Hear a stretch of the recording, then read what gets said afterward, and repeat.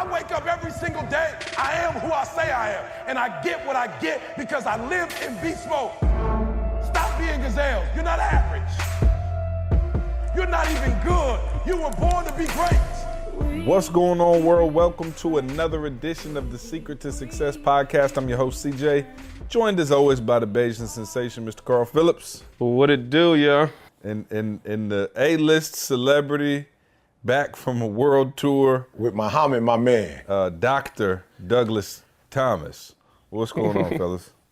Blessed to be back at home, man. My grass took a hit. I got back to the crib. Did. Grass took a hit. I was Carl gone 8 didn't hold days. you down while you was gone?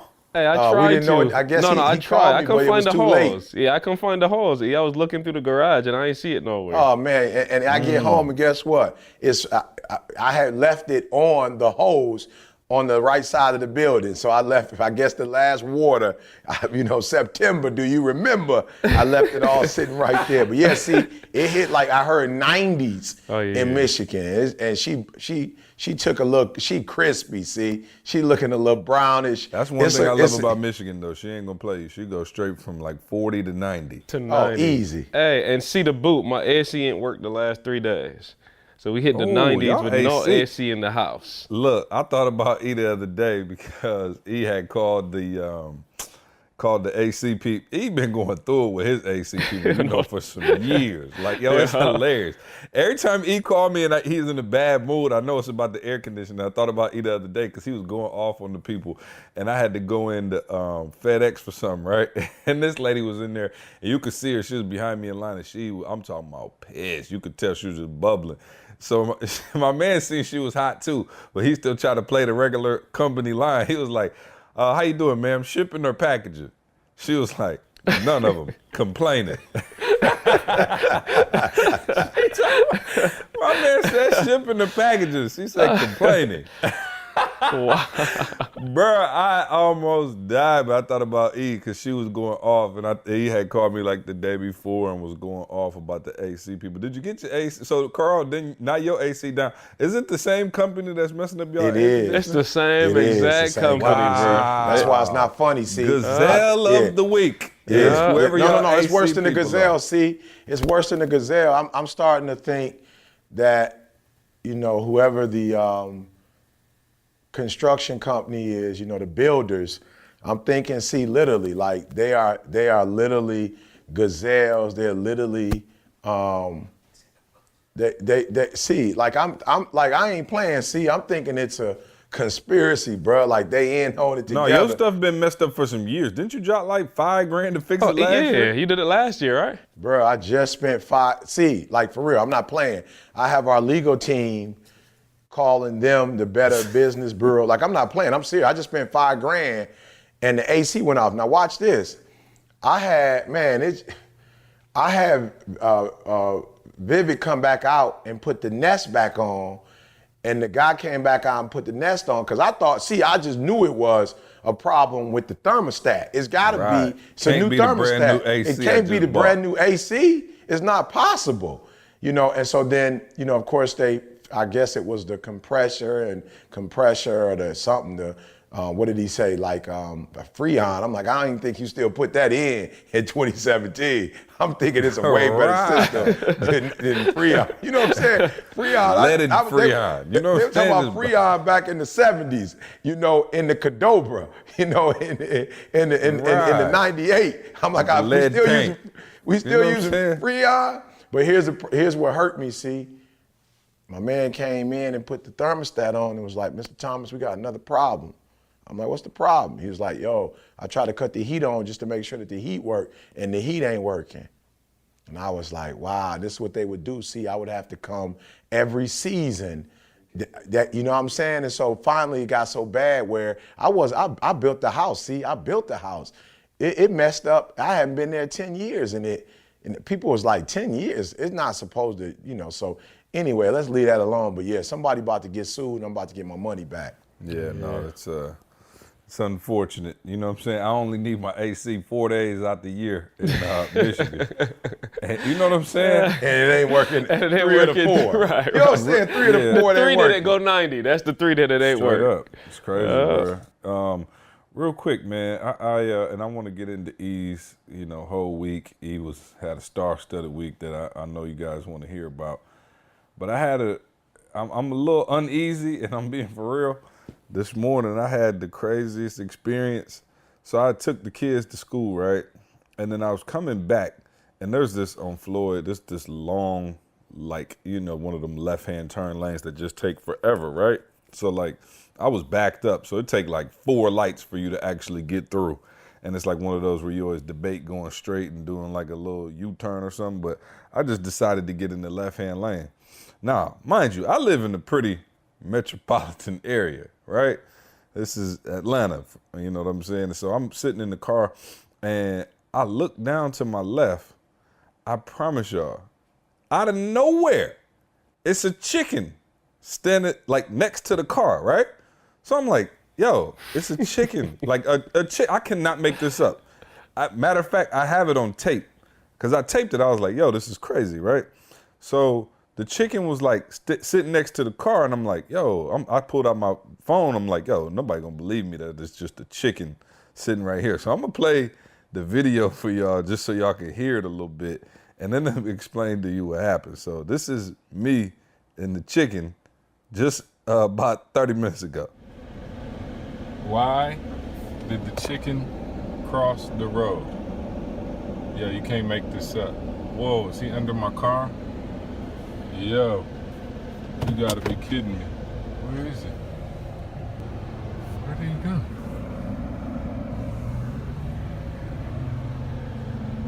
Yo, seriously.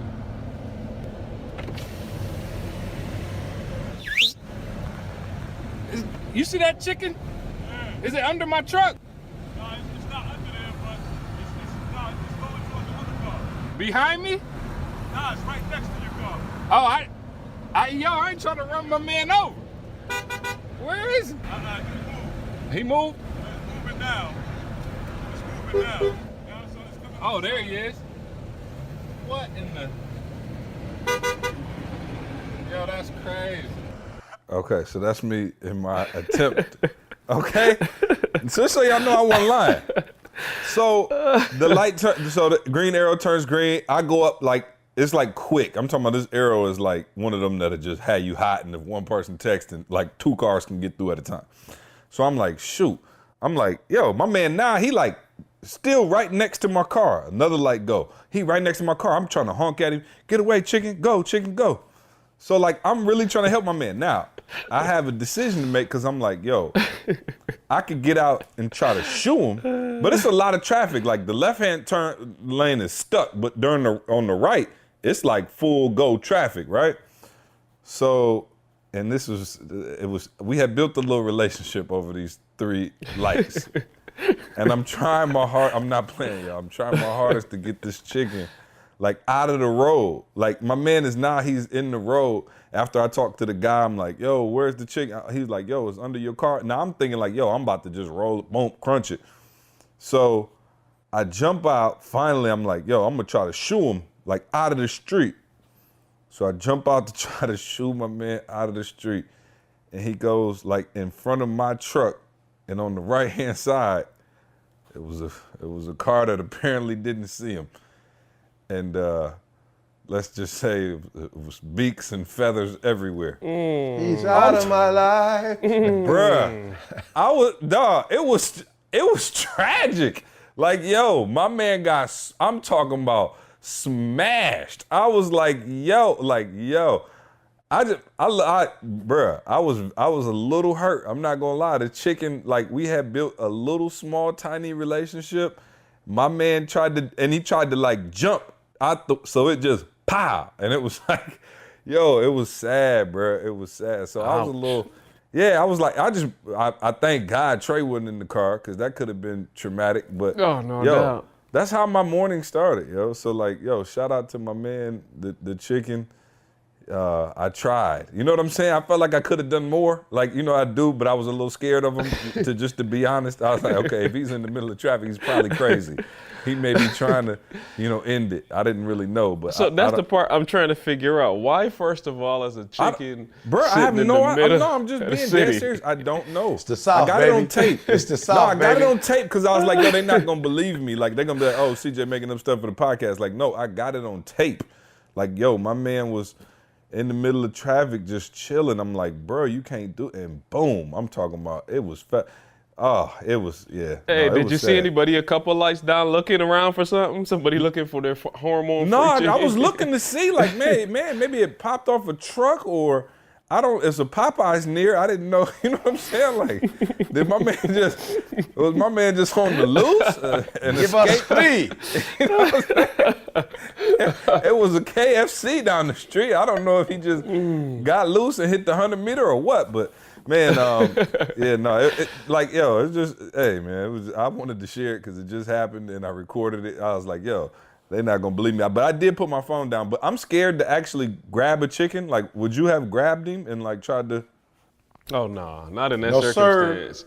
No, Yeah, nope, no, I'm good. I could get the bird flu. But I did. I felt bad because I felt like I pressured him into getting hit. I think that's why I'm dealing with a little anxiety because I tried to shoo him across the street, and it was like, it just. No, I try. Hey, I used to be on that when I was a young driver.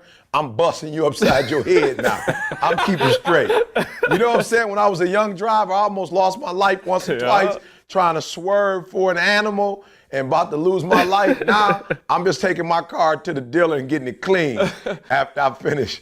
I'm going straight ahead, baby. When you want to drive as bad as you want to breathe and forward, then you'll be successful, bro. I'm going straight ahead. I'm killing anything in front of me, I promise you. Yo, oh man, R.I.P. to the little chicken this morning, man. Hurt my heart, And to the squirrel I hit, and to the bird I hit. Yeah, for sure. Yeah, no, yeah. Hey, man, I'm getting soft in my old age, man. I wouldn't probably have cared back in the day, but maybe it's because I got a son and a daughter, and my son loves animals and all. You know what I mean? I don't know, but I'm soft. But anyway, R.I.P. to my man. Thank y'all for entertaining me. So anyway, man, enough about that.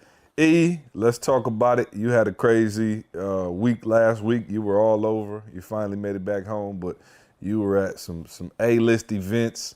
And man, tell us common people, you know what I'm saying, with regular 9-to-5s, how you pulled that off, man. What was it like? How did it feel to be, rubbing shoulders with the stars all week?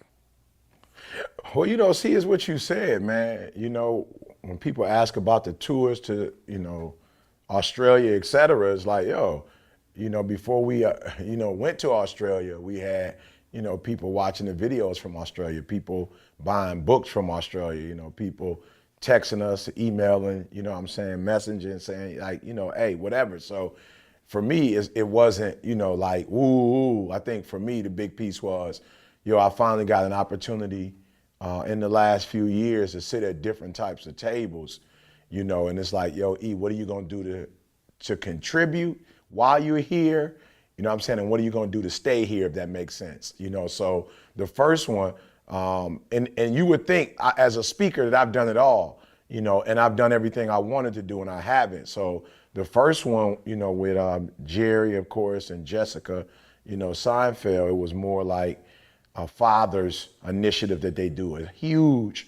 They work with the NBA Cares. They work with organizations really all over, not only the U.S., but a couple that are international, that their jobs is to help fathers, play a significant role in their sons' lives and in their daughters' lives, and doing whatever they can to support them, whether they're transitioning from prison, helping them find employment, helping them with their educational endeavors, just whatever it takes to put fathers in a position, to be present in their children's lives. So, of course, that was phenomenal. But for me, it's really about, going into that space and sitting back, being observant. One of the things that I learned from our time with Quicken Loans and the ISMS training is that, this sense of awareness. We have to heighten our sense of awareness. Like there are opportunities and blessings all around us, but if we're not paying attention, we're not gonna necessarily catch it. So for me, man, it was just, sitting in, who's in the room? And as I listened to, okay, this person is this person does this person is from this city, I just started to ask myself, okay, E, how can you be of service? So of course I was dealing with, the founder, the person who does the day-to-day work. They're doing a big fatherhood initiative in Detroit. I'm like, got you, when is it? And she was like the 26th. And I was like, I'm gonna be real. I'm supposed to be flying out to Italy on the 24th. But the gig isn't until the 28th. So if you're serious, I'll speak on the 26th and just fly out on the 26th. I only need a day, of preparation or whatever. And so there's another gentleman who's from Baltimore, and he's like, yo, E, I'm dealing with fathers in this capacity. And I'm like, yo, I'll come there and I'll help you out. So for me, see, it was, it was a major opportunity because, like I said, we have not had the opportunities, and everybody knows my story with my biological father. We have not had the chance to go in that space and help fathers and help their children, to bridge that particular gap. So, yeah, like I said, man, big, beautiful building in New York, Lower Manhattan. A lot of movers and shakers there. Yeah, man, it was crazy. Can we get a couple of names? Can we get some name drops? You know what I'm saying?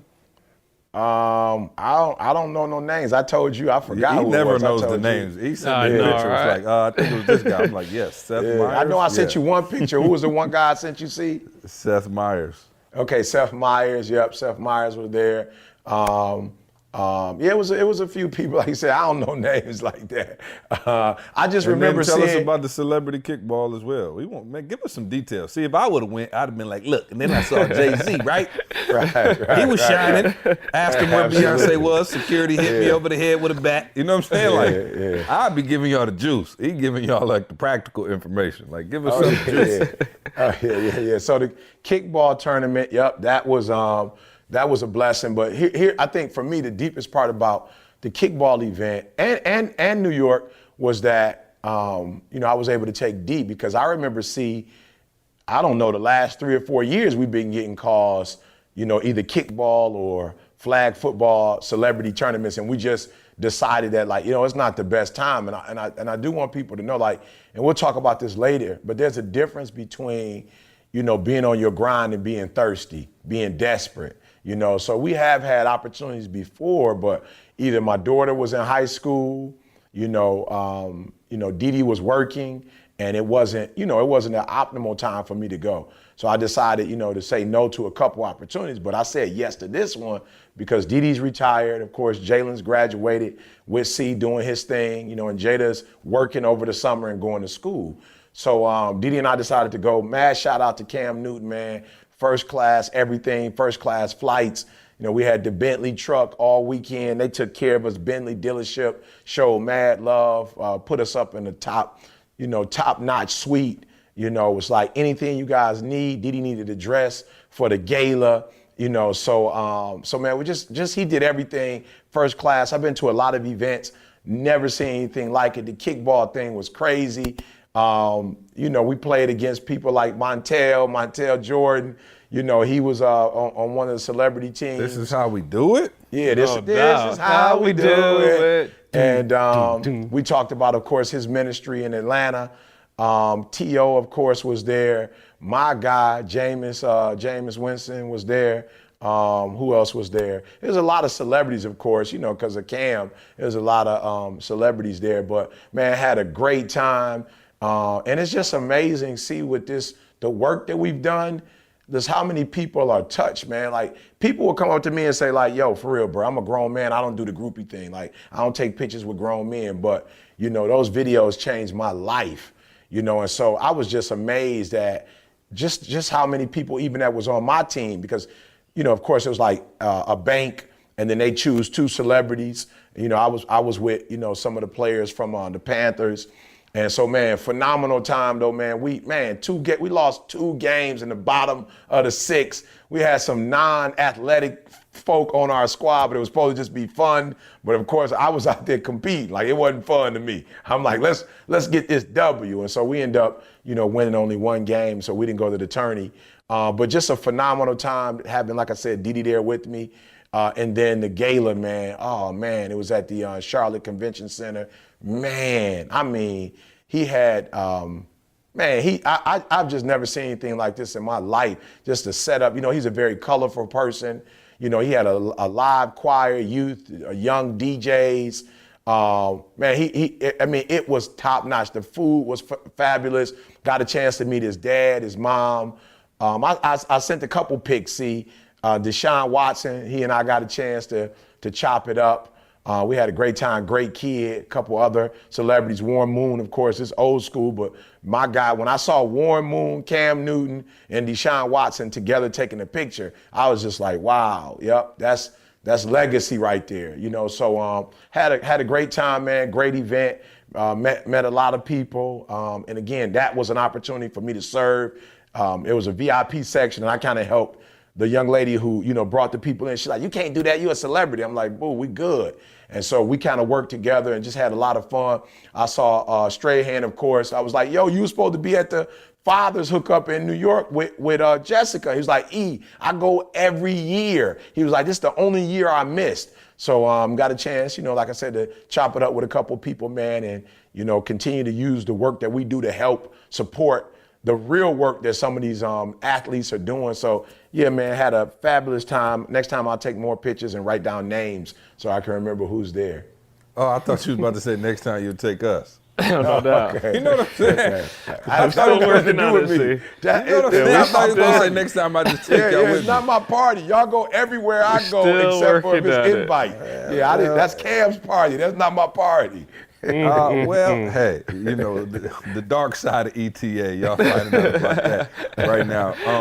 Real quick, because, it's funny, E and I were talking, yesterday, and, we were talking about, it was crazy because as we were on this journey, right, like, I remember like early on, and of course we're writing the book right now, so it brings up a lot of memories, and it's actually really cool that we're writing the book right along the same time we're doing the podcast, because it brings up all these different emotions and different feelings that you feel just about, how the company has come to fruition and how we got to this level. And I remember, and I asked E, and I was like, remember when we first started getting some like real traction, like the Secret to Success video started blowing up, and like we were getting calls and maybe even some gigs and stuff like that. And it was like everybody was like cheering for us, right? It was like, here comes the underdog, right? And like people bending over backwards to help you, like when they thought you, it was cute, right? And then I remember when we got to a point where it was like, okay, like we're almost like for real players in the game now. And it seemed like everybody just stopped fooling with us. Remember that? Like there was a moment where it was like, I mean, you talk about like an invisible glass ceiling. It felt for a minute like there was a glass ceiling, like, whoa, like we people were calling us about gigs and stuff like that, but we still couldn't get through to like the NFL or the NBA, or, they would call us, but they would be like vetting us like for 3 months and then be like, no, we're straight. You know what I'm saying? Just like crazy stuff like that was happening in terms of like that world. It was like we were having a tough time like getting all the way through to like, that top level. And I remember thinking like, wow, is it like a secret society? Like, you know what I'm saying? Like what's going on that we can't break through to this next level? And, obviously now, having broken through that top level, E, I'm just curious from your standpoint. You just told us, you recapped that. And I like to do that just because I know for real, for those of you on this podcast, a lot of you have been in this journey with us. And so I just, like to give you as much information and behind the scenes stuff as I can. But like, E, what does it take to sit at those tables? Like, because there's people there from every arena. You probably were the only actual speaker there, right? Like, I don't know if there's many speakers, but there's people from every arena. And to be invited to something like that, to be involved in something like that at the highest level of, celebrity or whatever you want to call it, because there's a lot of people out there who are infatuated with that world or want to know what that world is about or how that world works. Like, what does it take to actually be in those arenas and sitting at those tables and having those conversations? Because there was a time when we weren't there. Yeah, see, and I would just say, and it's two philosophies, so I have to be cautious and, just sharing my opinion. But I think for us, what's unique is that we never sought to, get to those tables. I think that's important for people to know. Like we just worked, and whatever happens, happens. And the one thing I noticed when I was at these different events is that there are people who want to be there. And I always ask myself, like, what do you want to be here for? It's like you could see people, who wanted to be in the VIP section, who were at the main event, or people who were trying to get in, like, man, they didn't invite me. And so for us, see, I don't think that we ever had on our board, Carl, like, let's go to, these celebrity events, or let's get invited. We like the Bentley truck, like that's not even a dream or goal of mine, but I think what happened, and I'll just tell you what the people are saying, but Cam's little brother, came up to me and said, look, our father made us listen to you. You know what I'm saying? Like, we've been listening to you for years, and then I met Cam's father, and Cam's father was like, yo, bro, I sat them down every day and was like, listen to this, get this in your, so I think the reason why, we are invited to these type of events, see, is because we have been a service, like we have been an integral part of people's lives.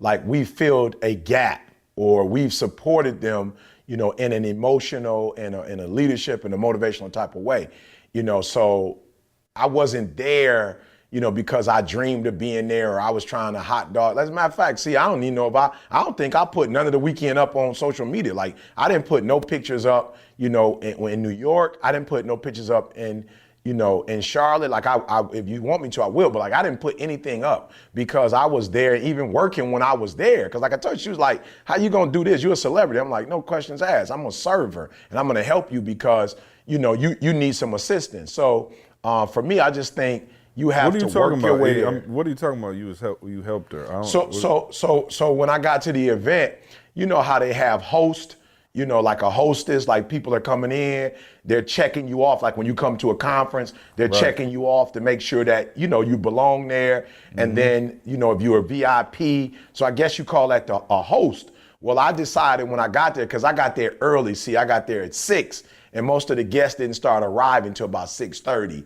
So I assisted the host because she was by herself, checking everybody in and getting people into the VIP section. You went back to usher mode, E? Oh, no questions Usher asked. at the church. No question asked. You know what I'm saying? And even with that, there were people who were blown away because, there were people walking past and they'd be like, is that E.T.? Yo, E, can I get a pic? I'm like, no questions asked. And so some people are looking like, who's the usher? Why they taking pictures with the usher? Who's the usher? But I felt comfortable there. See, me and her had a great relationship. And a lot of times, man, people want to meet, the Cam Newtons of the world. You know what I'm saying? They want to meet those kind of people. But really, see, it's their administrative assistants, the Shanes, the others that are really doing the day-to-day work. Those are the people, like, I don't know if Cam knew what hotel I was staying in. I'm not sure he knew what my flight arrangements were. But there was somebody that knew, and that was his right hand. So, yeah, man, I had a chance to serve, and it was funny. I was sitting there and, image is everything. And I ordered a Coke and I was sitting there with the Coke and I was with her like standing on guard. And Cam was like, yo, I know E ain't here encouraging people. E ain't motivating people to do the yak and Coke. I was like, no, I ain't. He was like, E trying to get people drunk. I was like, no, Cam, this is a Coke. I was like, let me go sit this down, put this down, but man, it's just, I think if you want to get into certain circles, you have to, provide a service. Like you have to do something that's meaningful. In my eyes, like I'm sure there are people who get in other ways, but like if you're us underdogs, you're just starting a company from ground zero. I just think that you have to. But I need you to take it a little deeper from me though, E. I got you, right? We've said that on the podcast before. What type of and try to hear this in the spirit. I'm being for real because, like people are listening and they're going, okay, I can just, provide a service or add value, or I'll call somebody, you need your car washed, you need this, you need that. Right. Like, what type of person did you have to become to get into that room? Like, I'm not like for real, because I know you. You know what I'm saying? Carl knows you. And I think on the podcast, that's a good question. That's one of the things that I wanted to, do the podcast, for, is because I wanted people to get to know you. But like the type of discipline it took in your life. Now, somebody else might have got there.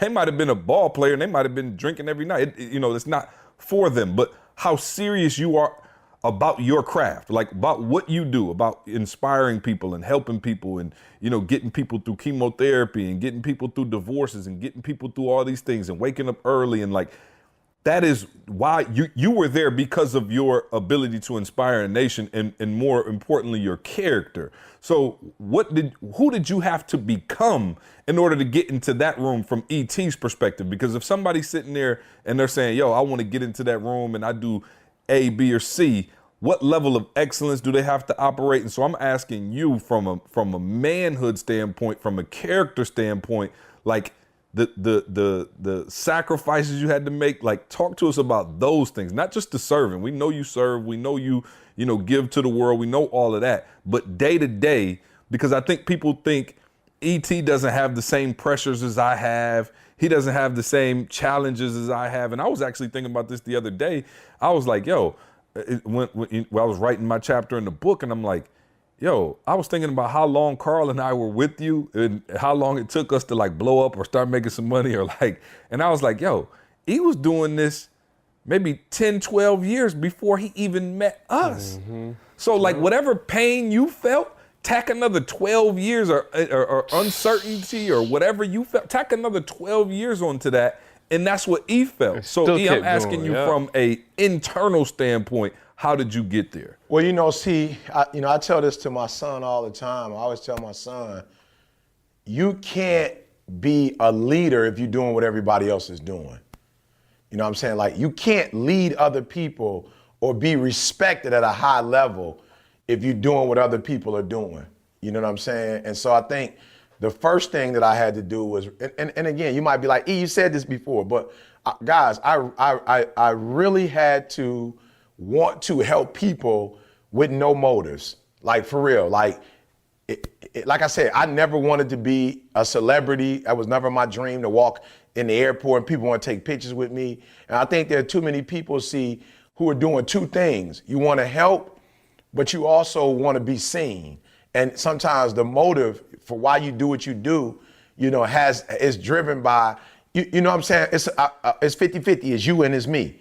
And I got to a point, when I was in college, where it was like, yo, for real, like, I literally want to help people. That's it. Like, I don't have a desire to necessarily make money from it. It would be good if I could, because then I could, put more attention on it. So that's number one, like, really caring about the people that you work with, which is why when I saw Cam, I saw people who took about 80 pictures with Cam, 80 pictures with Cam. I'm like, yo, you took a picture yesterday.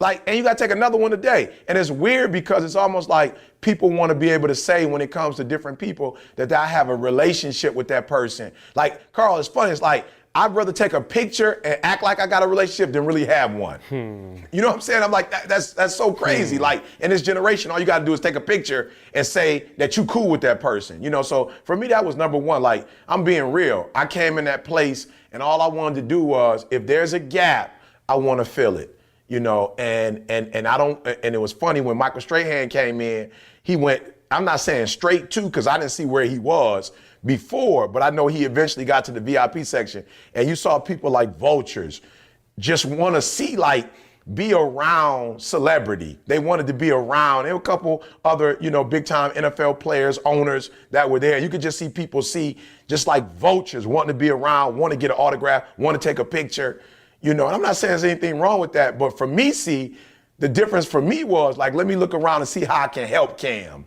Let me see how I can add to this event. And not even be seen, like go somewhere and sit down, So the second thing is, and you said it, and I'm not suggesting that people don't drink or smoke, I'm saying, that you're grown, that's your personal business.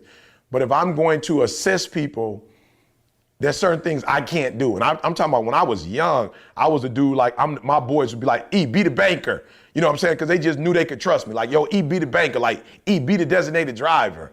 And so there's some sacrifices that I've made. You know, I'm on the plane. I thought about this yesterday, Carl. I was like, yo, I probably eat worse than what I put in my mind, Carl. You know what I'm saying? If that makes sense, Carl. You know what I'm saying? Like, my eating habits are probably worse than my thinking habits. I can't tell you the last time I watched a movie, you know, and I can't tell you the last time I watched a movie that was, to me, that was not necessarily in alignment of where I'm trying to go or what I'm reading. You know what I'm saying? And like, I'm not even at a place where it's like certain entertainment. I'm like, I can't even do entertainment no more right now. You know what I'm saying? I need to be studying, you know, as Didi said, get back to reading, whatever. So I think that's important. The female piece, I was hurt because Didi didn't know what the dress code was. And so she decided not to go to the gala, see? So I was a little hurt, you know, but I'm in the gala and I'm like, yo, you know, if there are people who come up to me who don't know me, there might be people that don't know I'm married, whatever. Like, yo, for real, I have to carry myself in a way where, you know, I bring pride to my marriage, to my family, to you guys, where it's nobody like flirting with me or me flirting with nobody or me using my power or my influence in the wrong way. So yeah, the integrity thing is huge. And I think that's what Cam and the rest of the people who fool with me, you know, because there were people seeing, I'm not trying to be negative, but there were people who were at the kickball event that wasn't at the gala. And we could talk about that later. But I just know with me saying it, see, you can see the difference with a celebrity kickball event and then the next day with a gala, with you raising funds, the different dynamics between a game and then raising funds, you know, and talking about a cause. And I was blessed that I was invited, you know, to both of those events. So yeah, see, a lot of sacrifices, a lot of years of just giving, a lot of years of reading and studying, a lot of years of saying no, you know, no to this, no to that, yes to this, yes to that, a lot of getting up early in the morning. But again, see, I didn't do any of that to get here. I did all of that because I wanted to be what I was preaching about. I wanted to be the brand. And then I wanted to make sure that the people that we were working with had a model or an example of, yo, if he could come from where he came from, you know, and everybody else on the team, if they could come from where they came from to get to this point, then we can all, you know what I'm saying, get here. And I don't know your order, but I'd be interested to hear from the two of you, especially Carl, because you guys haven't always, with the system you set up, see, it put me up front. So of course I was at the table a lot earlier than you guys were, but you know, we just got a hookup from a guy who like, yo, I want to give C coffee for a year. You know what I'm saying? What for you guys who have been like, you know, hey, E, we're gonna push you forward, but now y'all get to sit at the tables as well. Like, what have you guys had to go through to get to, you know, where you guys are right now? And what did it feel like when you were waiting to get to the table? Yeah, no, I think first of all, yeah, shout out to David, my man David, who hit me, was like, yo, see, I want to get, he didn't say for a year, he said for a lifetime. So shout out to David. Oh, okay, wow. Perpetuity. Wow. I actually gave him a call, man. I was no doubt. moved by the gesture. Yeah, he hit me up and was like, hey, I work for a major coffee supplier. I know you like your coffee. So shout out to him for that. But I think, and I'll answer your question, E, but I want to make sure everybody understands what we're saying here. So I'm not saying or suggesting that you do what Eric Thomas does and never have a drink or never watch a movie or never whatever.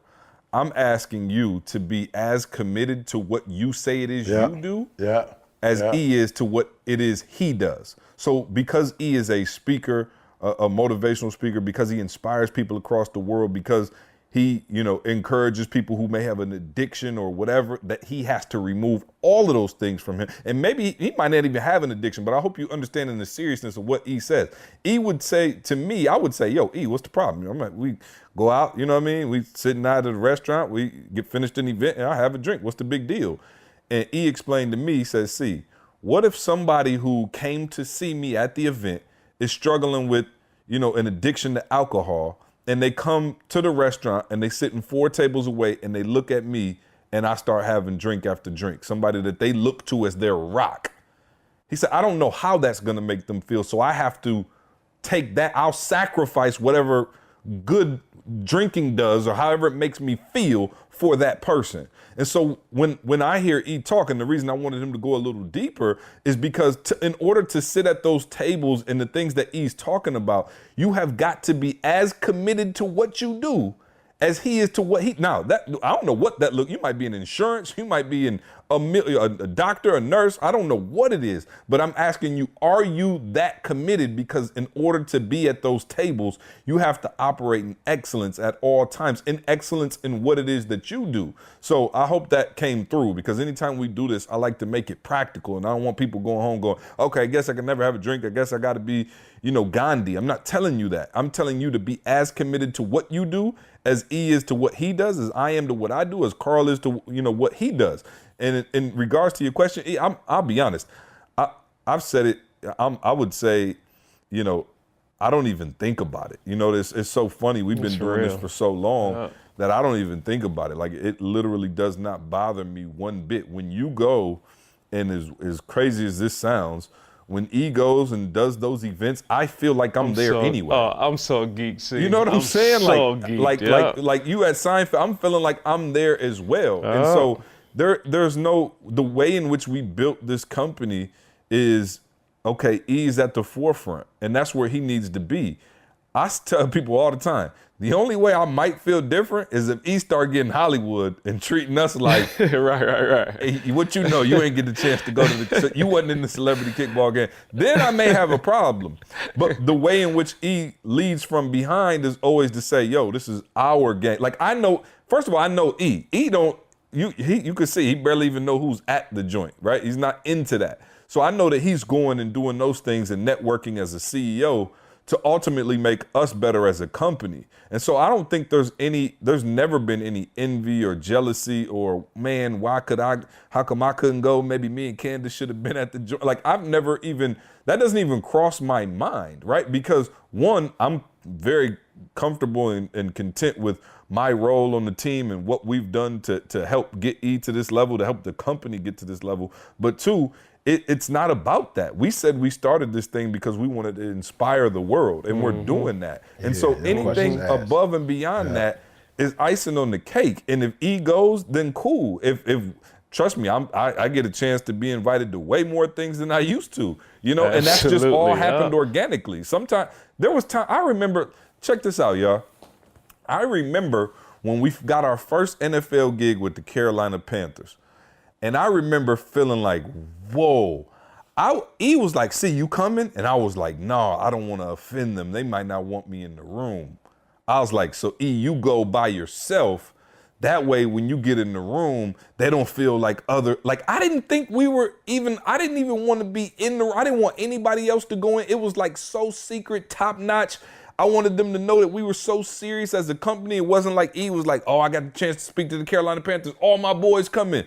Like, I remember thinking that. Now we go to an NFL team, I might be in the back on my phone, you know what I'm saying, eating the apple, not even you know what I mean? Just like, so things have changed. And as the brand grows, all of us, grow. As, a rising tide lifts all boats. And so the further E goes, the further we all go anyway. But in terms of, not being at an event or whatever, like I said, if E's there, I'm there. If E signs an autograph, I feel like Carl and I sign an autograph, because we all know the role we had in building this company. And so I think if people would understand that, if people would, understand what a team looks like and come off of that selfish, like, yo, I just watched the Golden State Warriors win the NBA championship. You took it from me. That's where I was going to go. See, right. Go there. Right go over LeBron. Yep. And I'm talking about, say what you want, LeBron averaged a triple-double, the best player in the world by far, not even close.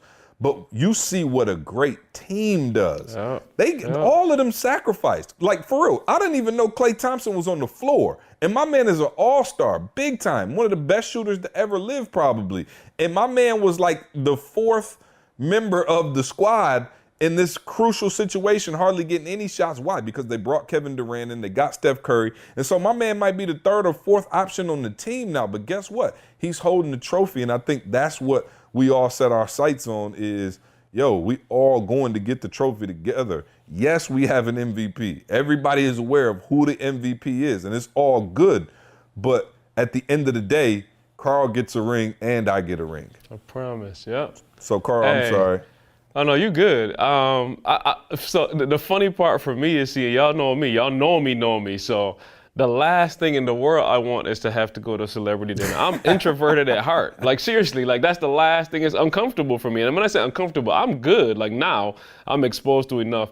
But Carl in his nature, like, yo, I don't want to be there. I do not want to be there. It's uncomfortable. Like I don't even know how to hobsnob or whatever. I'm saying I'm going to stay in an area and be polite to people and all that, but that's not me. So there's no value for me, like, you know what I'm saying? Of course, relationships. Like I get, you know what I'm saying? I get that. Like y'all have taught me that like in a way that I've never, you know what I'm saying? Like that's the highest priority. But I'm saying Carl at his core, I'm promising y'all, that's just an uncomfortable place to be. So it was never a desire that I had to ever be, you know, at a table nowhere. My desire was on my upbringing is, he always says it, blue collar, hard work. Like, yo, give me something to do, I'll get it done. And then like C said, though, he took the Golden State piece from me, but then to know that you're on a team that number one at the beginning of the year has the potential to go there, you know what I'm saying? Because that's what we started with. We started with, man, we on a team that got some players, like this could go somewhere. That right there is huge. You don't want to start with a team, no disrespect 76ers, but you get drafted to the 76ers and you're like, yo, I don't know if, we probably might not get there for another 5 years. You know what I'm saying? That's the problem right there, though, Carl. Now, look, I'm sorry they're going to yell at me for cutting you off, but hold your thought. No, you good. A lot of y'all would rather be the man on the 76ers. Right. I'm talking about you ain't even sniffed the playoffs, but you love that big time, I'm the man on my squad feeling, as opposed to being Klay Thompson with the Warriors. I'm sorry, Carl, go. No, that's good. It's perfect. Yeah. So that concept right there is like, yo, we on a team that we know definitely got a shot to win the whole chip. You know what I'm saying? Absolutely. So you coming in every day like, yo, let's get my grind on. Every piece that I do, Clay, even if I'm not scoring, if I can play D and just slow Kyrie down a little bit, well, you can't slow Kyrie or LeBron, but if I can play D and slow down the rest of the team or whatever, you know what I'm saying? Like, yo, let me perfect my part so well. And to answer the seat at the table, you perfect your part so well that like there's a seat there for you because that role is fulfilled so well. You know what I'm saying? So whether Clay's scoring or not, he gonna play D. You see what I'm saying? So he don't have to even be doing that, but he's perfected his part so well. Either I'm scoring or if I'm not scoring, I'm playing D. There's a part that he plays so well that you're not going to get there without that part. You know what I'm saying? So when I still think the biggest thing though has to come from the leader, the person who's out front has to make the others feel comfortable. Like for real. Absolutely. Because when you look at, I watched the New Edition story. When Bobby Brown got out there and was like, yo, basically, you know what I'm saying? It's just, you know, I got everybody on my back. It's like, yo, people resent that. So I'm not going to sit up here and tell you that if E was out there like, you know, I mean, hey, you know, my speaking is just on another level. I might be like, who the blank he think he, you know what I'm saying? Like, let me go do my own thing. And I think that, you know, for those of you who are in that one chair, that's the greatest thing E has ever done. Go listen to the mixtapes. Go listen to the albums. How many times does E say C or Carl throughout a speech? Like E can't even get through a whole, and that ain't something I ask him to do. Like I've never been like, yo, E, make sure when you get up there and you speaking with the Carolina Panthers, you say, yo, my boy C helped me get here. I've never asked him to do that. That comes out naturally for E. And because of who E is as a leader, it makes it that much easier. It makes you not only does it make you humble, it makes you want to lift him up even further. And I think a lot of y'all in that first chair, you get so cocky that you kind of start forgetting who helped you get there. And then boom, they remove that support. Like I said, I am not E. I am not Gandhi. I got regular person feelings, like for real. If you do me wrong, like it's gonna be some beef. And like I said, that's the one thing, Carl, that I can say is that E has always been like, yo, I don't know why y'all running up to me for pictures, Carl and C, the one, you know what I mean? Like, now we know he got, you know, the juice and, you know, he's gifted and all of those things. And not even that I need it or I'm wanting him to do that, but I know he does it out of a genuine spirit of, hey, this is not where, you know, I'm not where I am because of me. I had, you know, a team before and y'all didn't know who I was. Like, these are the guys who helped make it happen. And I think you guys were in that, you know, part of the book right now where we're actually writing that, like where we're actually writing about, you know, when we made that shift. I cannot wait for especially the podcast listeners to read this book because I think it's going to be so rich because of the way in which we're writing it now from, of course, The Secret to Success was kind of E's autobiography up to getting to Michigan State. And now this is kind of like that story of, you know, the three of us banding together and like, yo, the stories that we're writing right now and the things that we're talking about, like these are decisions, guys, that were made 10 years ago. You know, it's funny. And I remember I was reading it at the, speaking of self-deprecation, remember when I was reading the comment from my man on Instagram? It was like some kind of way, it was like, CJ and Eric Thomas at the conference or whatever, and my man wrote the comment, was like, no disrespect, but who in the blank is CJ? I don't watch TGIM for CJ. I've never heard CJ's messages. I don't go on Instagram in the morning to get inspired by CJ, so no disrespect to this bum. And it was so funny, and I read it at the conferences, and we laughed about it, and I was like, yo, here my man thinks he's insulting me, but what you don't understand is you're actually validating everything that we've worked towards. That we've worked for, yeah. We worked to make sure you knew exactly who E was and you thought he was the most inspirational person in the world. And then we've purposely suppressed our, personal side so that there was one figurehead. And my man was thinking he was hurting me by that. And I'm like, yo, wow, you just validated everything we did. That's exactly how we built the company. But shout out to the podcast, though, Carl, because the podcast got us popping out here in the streets. We celebrities. It's a few, hey, you can always tell. When I go to the conference, I can always tell my podcast listeners because they like, let me get a pic.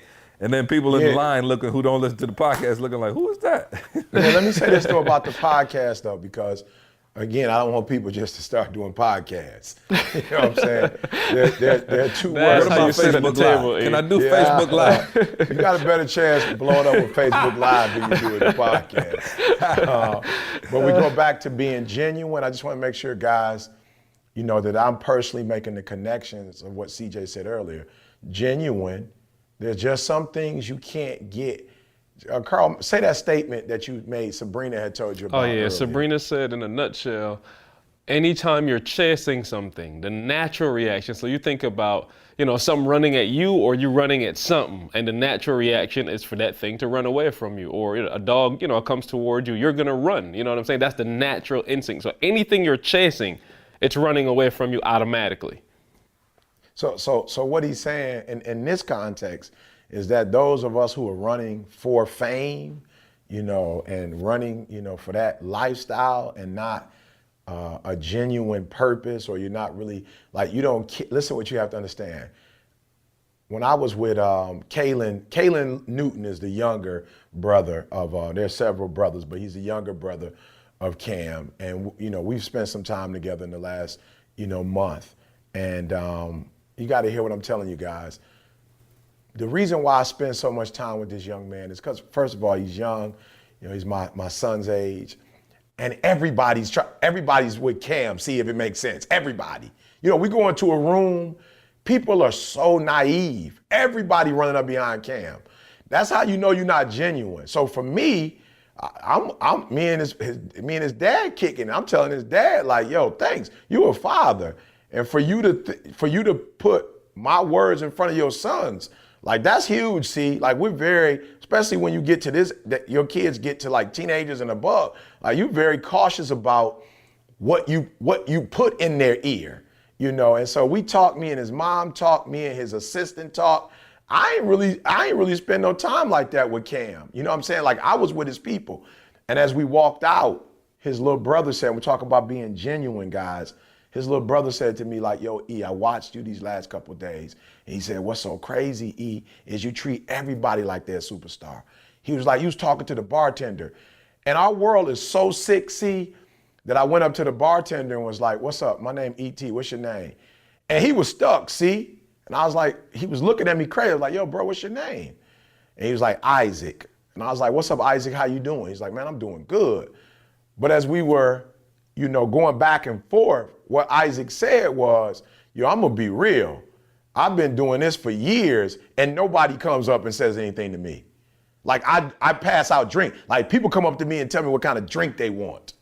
They don't entertain me in a conversation, and I was just like, wow. And so little man was like, yo, E, you treat everybody. I said, I ain't trying to be funny. God don't see no celebrities in this room. Ain't nobody in this room big time. So I'm not gonna get caught up in that. So number one, I come across a lot of you just being real. You're not genuine. Like, you don't care about people or about the things that people like. You just there for what you can get out of it. Oh, You just of want to be course. seen. You care about them to the end that it helps you. You Yeah. to blow, yeah. That's yeah. it. So you just want to You get a always picture got a for motive. you. That's Yeah, what I you- can't stand. yeah. And you can see it on people all the time. Man, for those of y'all who you fake with it, you got the How to Win Friends and Influence People pat on the shoulder. You like, yo, we can tell you there for yourself. can Be tell, genuine, yeah. man. That's if good, you're not see. genuine, like, yo, a real one gonna sniff you out from a mile away. Yeah. Hey, let me say this, see, and I'm gonna go back. I'm just being 100% with y'all. How did Carl get on this podcast? And I'm not being funny. How did Carl get on the podcast? Like, seriously, I was the dude that did all the videos, and I was comfortable doing all the videos. I promise y'all, we sat down and did the first episode, and I got the mics out. C and E were together, sat in the car, and I turned the mics on, and I sat there, and CJ kept asking me questions. I'm like, what is wrong with this dude? He know that I'm not trying to be on here. Like, why is he asking me questions? And we got done. I said, as little as possible, got off of it. And when we got done, CJ said, no, bro, you missing the whole point. Like, I need you on here. And I'm like, for what? He was like, no, you were a part of this. I don't care nothing about your little introverted personality. I need you on here. So what I'm saying is, you get around the people, man, and C just said it about E, but C, I'm saying it about you. You made sure that I was involved in this process. And I don't know if it was for the world or if it was for me. You could answer that. You know what I'm saying? In terms of my growth and my developing into a person that's more comfortable around people and all that. But you made sure that I was a part of this podcast. And now I'm telling you, for me, I know the growth has happened to me, but just in terms of somebody was joking with me yesterday, like, Carl, the podcast, Adele, I was talking to Adele yesterday. He was like, yo, the podcast gave you a personal brand. And I was like, bro, I ain't never thought about nothing like that at all. Yeah, I ain't got no Instagram. C ain't got no Instagram. We don't have no Twitter. You know what I'm saying? Like, we all use, the one account. But the reason I'm on this podcast is because C was not thinking about himself blowing up or just him and E. You got a lot of people that's like, yep, me and E. Like, E did it, now me and E got this shot, we could do our thing. No, CJ was like, no, Carl, you got to be a part of this. You know what I'm saying? Yeah, no, So, and I would love to take credit and be like, yo, I was going to pull Carl out of his shell and turn him into this world beater. But I think just organically, it was like, how could we do a podcast where we revisit so much of the stuff that we the actually history. started in this, Yeah, the and history. you not be a part. So it was just Right. organically. Hold on, Carl, you was there. You know what I mean? It was the three of us. You know what I'm saying? And so it had to be. I would love to take credit and say I saw this coming, and now I definitely didn't.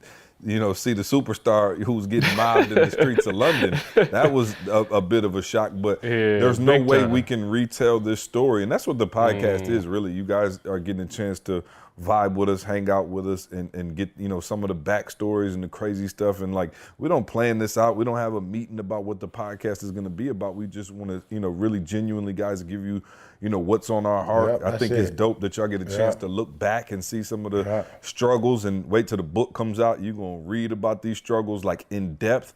And then also you get a chance to see where we are in present time. You get to hear about E, with the Seinfelds and that celebrity kickball games and stuff that we never, dreamed was going to happen. Like, we didn't know this was going to happen. We didn't know what it was going to look like. But I think, Carl, it would have been disingenuous to not have you on. You know what I mean? It would have been. Oh, no question that. It wouldn't have been natural, see? And again, be careful, guys, because what C is saying is he didn't pick Carl.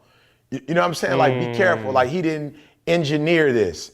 You know what I'm saying? What he's telling you is that, like, this naturally happened. And I think that was the last point I wanted to make was, the lady and I at the event, we were talking about people who were trying to get in the section that they weren't invited to. And we were saying, these are the people that take shortcuts.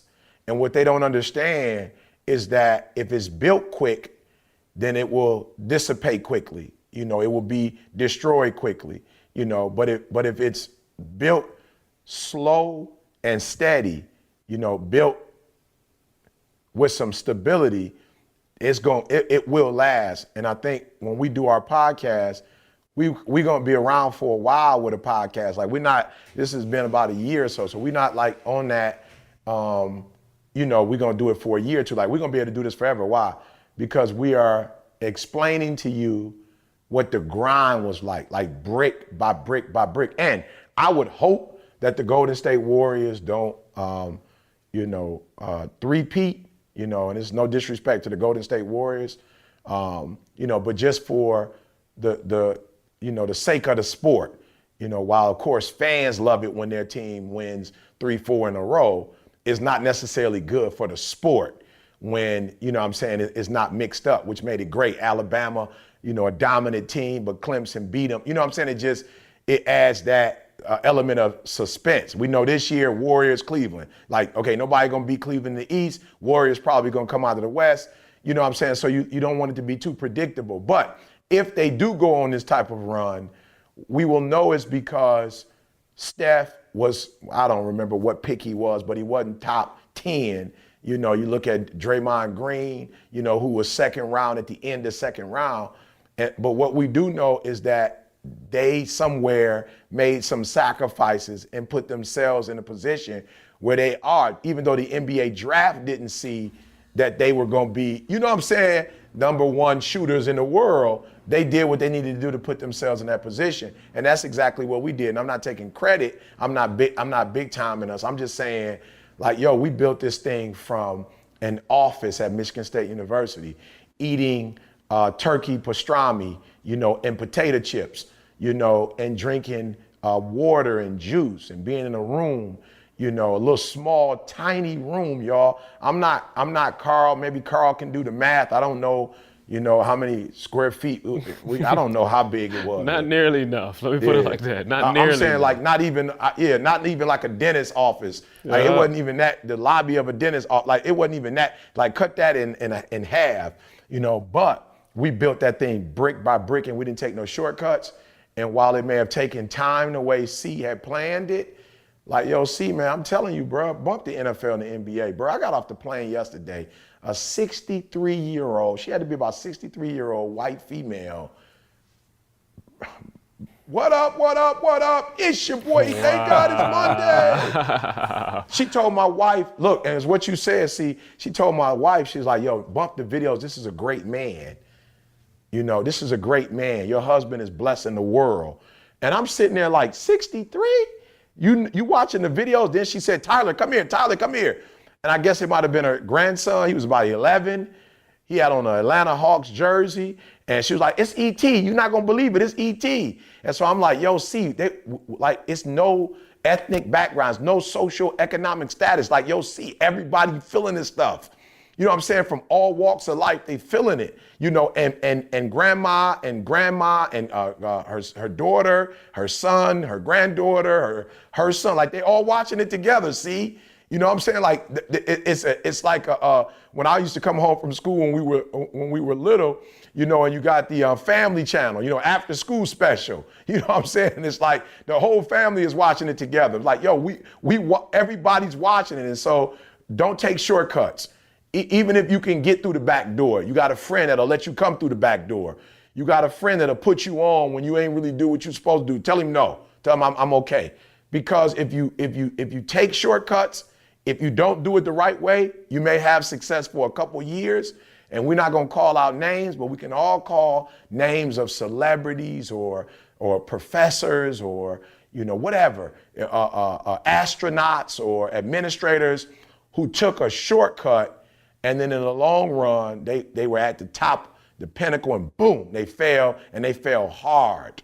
So this is not the podcast where we're trying to help you to make a couple dollars real quick, get into a relationship with somebody real fast, and end up either breaking up or getting an ugly divorce. Like, yo, we telling you that it's going to take a minute to do it the way we telling you to do it, but it's going to last forever if you do it the right way. Boom. Yep. That sounded like the nugget of the day right there. Let's jump into Ask ET. We had the you got any more of those crazy though comments from last week? Reviews. Oh yeah, shout out to everybody who wrote in and loved the negative reviews. Hey man, we're not gonna bring that every week. We'll get, you know, we'll mix it in. You know what I'm saying? Okay, like keep people on their toes. Do you got any this week? Like it was it was the funnest part of the podcast for me because I hadn't heard it until you said it. I was like, this is just, I love it. I love it. Yeah, make that regular if you can, okay, please. I had to go through it. I had to go. So hey, send all your negative comments straight to ET, you know, so I can read them on the air. Yeah, no, we don't have any today, but we'll bring the segment back, man. You know, we gotta give people a reason to keep checking in, man. So Oh yeah, but I was looking to check in this week and get me one. Like I personally wanted one. I'll forward you one. Real quick, man, Ask ET is brought to you by BreatheUniversity.com, man. Check us out. We got a special guest on the line tonight, I believe. We're going to be getting our social media stuff straight, learning how to expand your network and build your brand online. Come check us out, man. Doing some great things, great courses going up all the time, new courses to help you throughout your journey in life, man. So join us at BreatheUniversity.com. Let's see. Julie in Maine said, "What are you guys doing for Father's Day? What gifts did you ask for?" Julie, what is Father's Day? Yeah, what is that? And when is that? Where do they celebrate that at? Father's Day. I've never. You know what? I'm gonna be. Avery is turning 1 Saturday, and I've been. You know, they have Sweet 16. This is a Sweet 1. Oh, so we're having. I'm talking about. Y'all got to understand. It is a production. Ask Jalen and Kel. They've been over here working every day. Candace working them to death. But we have her birthday party this weekend, and man, let me tell you something. We will all be happy once this thing is over with, because it is going down. So I don't think anything's planned for Father's Day, because everything's been revolving around Avery's birthday. So we got all kind of stuff going up. You lied about Jalen. Jalen's been just an outstanding help around the house. He's taking out the trash. He's doing dishes. He's over here. He's asking if we need anything. He's playing with the kids. He's cleaning the basement out. He's doing all kind of stuff. So just want to let you know everything you said about the boy was a lie. Hey, my mother said you raise your kids for other people. They don't show you that kind of love. They show it to the rest of the world. That's her theory. Well, put her up there with Newton and the rest of those guys. Father's Day, yeah. What did y'all ask for anything? Is anybody getting any gifts? I didn't even know it was this weekend. Some shoes. Oh. Oh, you did? Yeah, I heard you wanted some shoes. I was like, what? Okay. What is Yeah, wow, that's what I said. Praise God. I didn't mention Father's Day. I will say this to you. Shout out to Jada, though. Jada has always made sure I had a positive Father's Day. I think Jada may have one of her, maybe not the primary, but definitely one of her secondary gifts might be, love languages might be gift giving. And I only say that because like Jada will make the card for you. She won't go to Hallmark. She will make the card with all your little trinkets, and the whole nine. She definitely makes you feel special. Now, praise God, Jalen's in Atlanta. Praise God, Jalen's in Atlanta. Amen. And may he recognize you on Father's Day. Oh, no doubt. No doubt. He's gonna be over here helping with the baby praise party. God. So. I may get a text. I might get a text. No, you definitely gonna get a text. I'm sure he already UPS'd the gift out. Oh, no questions asked. No questions asked. Hey, get the tracking number from him when you get a chance. No doubt, man. Let me say this. Shout out to my dad, man, who is our biggest fan, always has been since day one. And I'm sure he's listening to the podcast right now. Happy Father's Day, Dad. Love you. Appreciate everything you've done for me. And I want to say that to my dad as well. Let's see. Damien in Detroit said, is CJ finally off LBJ being the greatest? Oh, Lord. No, he ain't off that. I don't even want to talk about this, We got a lot of basketball left, guys. We got a lot of basketball left. I'm saying, the man averaged the triple-double in the finals. Is it my fault that Corver couldn't walk and chew gum? Like that? Is that my fault? I don't know. It's not, definitely not. If you go back and listen to what I actually said, I said, if, that's a big if they win, I would say it. But I did predict the Warriors would win because no questions asked. The team no questions asked. Shout out to Dan Gilbert. I wasn't gonna say nothing. Shout out to Dan Gilbert. The only problem I had with Dan Gilbert, he hit me up on, when was the game? See, Thursday. He hit me up on Wednesday. So he hit me up Wednesday and was like, I need you at game 3. I was like, all right, man, I'm here for an event, but whatever. He's like, yo, I'm gonna fly you out to the game, I need you to pump, Cleveland up. And I'm like, all right, cool. And so unfortunately, they sent 2 planes to Detroit to pick the people up. So the one he was sending to New York to scoop me, something happened with the actual flight, and I didn't make it. I think I could have made a difference. See, so now you know why the Cavs lost. Yeah, we can blame ET for the loss. Yeah, I could have made a difference, But here's my challenge: if Dan Gilbert is listening, or any of his homies are listening, I don't need to get to them in the championship. I need to get to these jokers during the course of the season, and not LeBron and Kyrie. I need to be able to spend some quality time with the other guys and getting them mentally prepared, to play on that level. So shout out to Dan Gilbert. And again, guys, I only say that because what C and I said before, nobody was calling us 5-6 years ago like this. Nobody was calling us, but people are calling us now. Why? Because we have contributed. We're not even talking about making money. Some people see success as how much money are y'all making? How many mixtapes have we put out? How many videos have we put out? How many collaborations have we been a part of? So it's like coffee for some people. People wake up with, I got to get that inspiration. Audio book, So I'm just saying to you guys, I never said Dan Gilbert. As a matter of fact, Dan had hit me up before and was like, yo, E, if you want to come to a game, just let me know. And I was like, no question. I promise I ain't hit him up, see?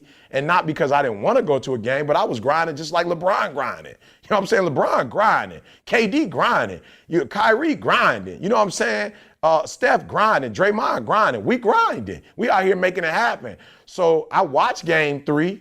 But I watched it from the hotel because I had a meeting with Seinfeld the next day. Like I had a meeting. So I couldn't, he was like, all right, well, I'll private jet you. I'm like, all right, well, if you're going to private jet me and you can get me back the same night, I'm good. So I'm just saying, for those of you who are looking for opportunity, we don't have nowhere on our vision board, speak to the Cavs game 3 or game 4. We have nowhere on our vision board, work with the Cleveland Browns last year. We had none of that on our board. But what we do have is inspire the nations. And the nations just might be the Cleveland Browns. The nation just might be, the Clippers, the Detroit Pistons, like whatever. So I just want to encourage you guys, for real. Find your lane, find your niche, and instead of asking people for stuff, work so hard that they recognize you as a contributor in that field and they call you. Mm-hmm. Let's see, Kenny in Delaware said, what was the last movie you saw and what did you take from it? Oh, that was, what was that called? Hidden Figures. I saw that on a plane, Hidden Figures. And what I took from it, man, there was a part where there were no restrooms for colored people. And the young ladies worked for NASA. And she literally had to run. I think they said, Carl, maybe about 2 miles for the, it was about 2 mile walk for the colored bathroom. And so she was working with, in the main facility, and she had to go 2 miles to use the restroom. And so every day she would run, use the bathroom, come back. And it just showed me like, yo, it's no excuses, it's no excuses. Like even in the midst of adversity, in the midst of racism, in the midst of, whatever obstacles you personally face, there's no excuse. And so what did she do? See, she went and used the bathroom. You know what I'm saying? Like she literally went and used the bathroom. That's what she did. I remember one scene, it was raining cats and dogs and she had to go to the bathroom.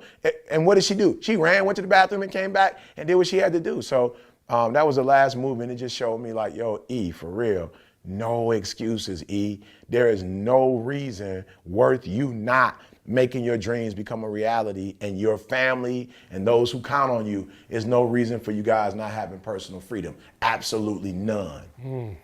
Carl, what did you take from the Count of Monte Cristo? Oh, he gonna go back there.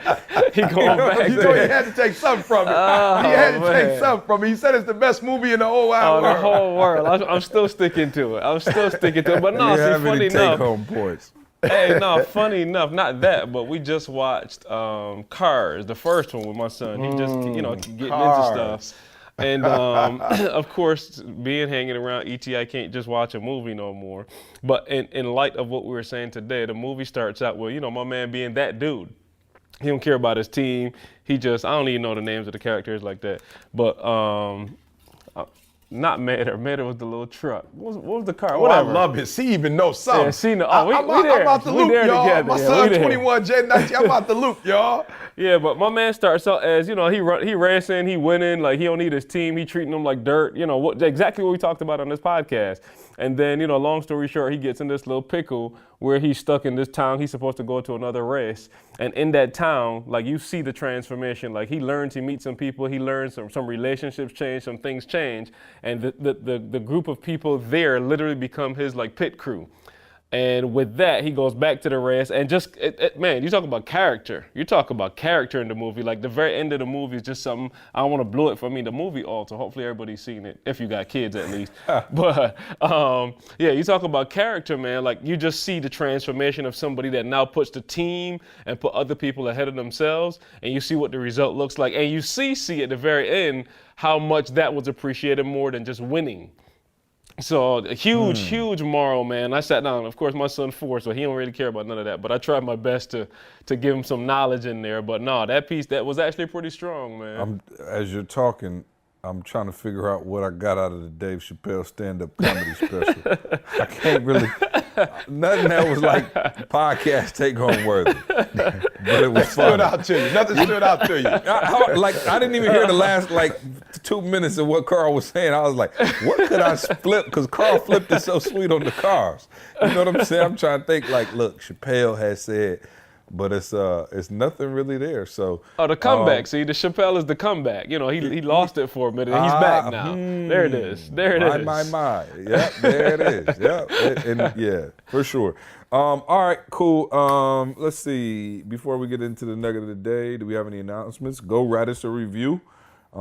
Share the podcast with a friend. Check us out in Houston, July 9th. We will be in Houston, H-Town. Stay ready. Got the whole crew coming. Just amazing time that we've had on the first couple tour stops, but the next one in H-Town, so make sure you join us there. Also, the Marriage Conference, Miami, August 5th. And then the phenomenalcruise.com. Go to phenomenalcruise.com, man, if you want to jump on that ship with us and have a great time on that boat. Man, I'm looking forward to it. I'm trying to count down the days now. I'm like, I'm ready to get on that joint.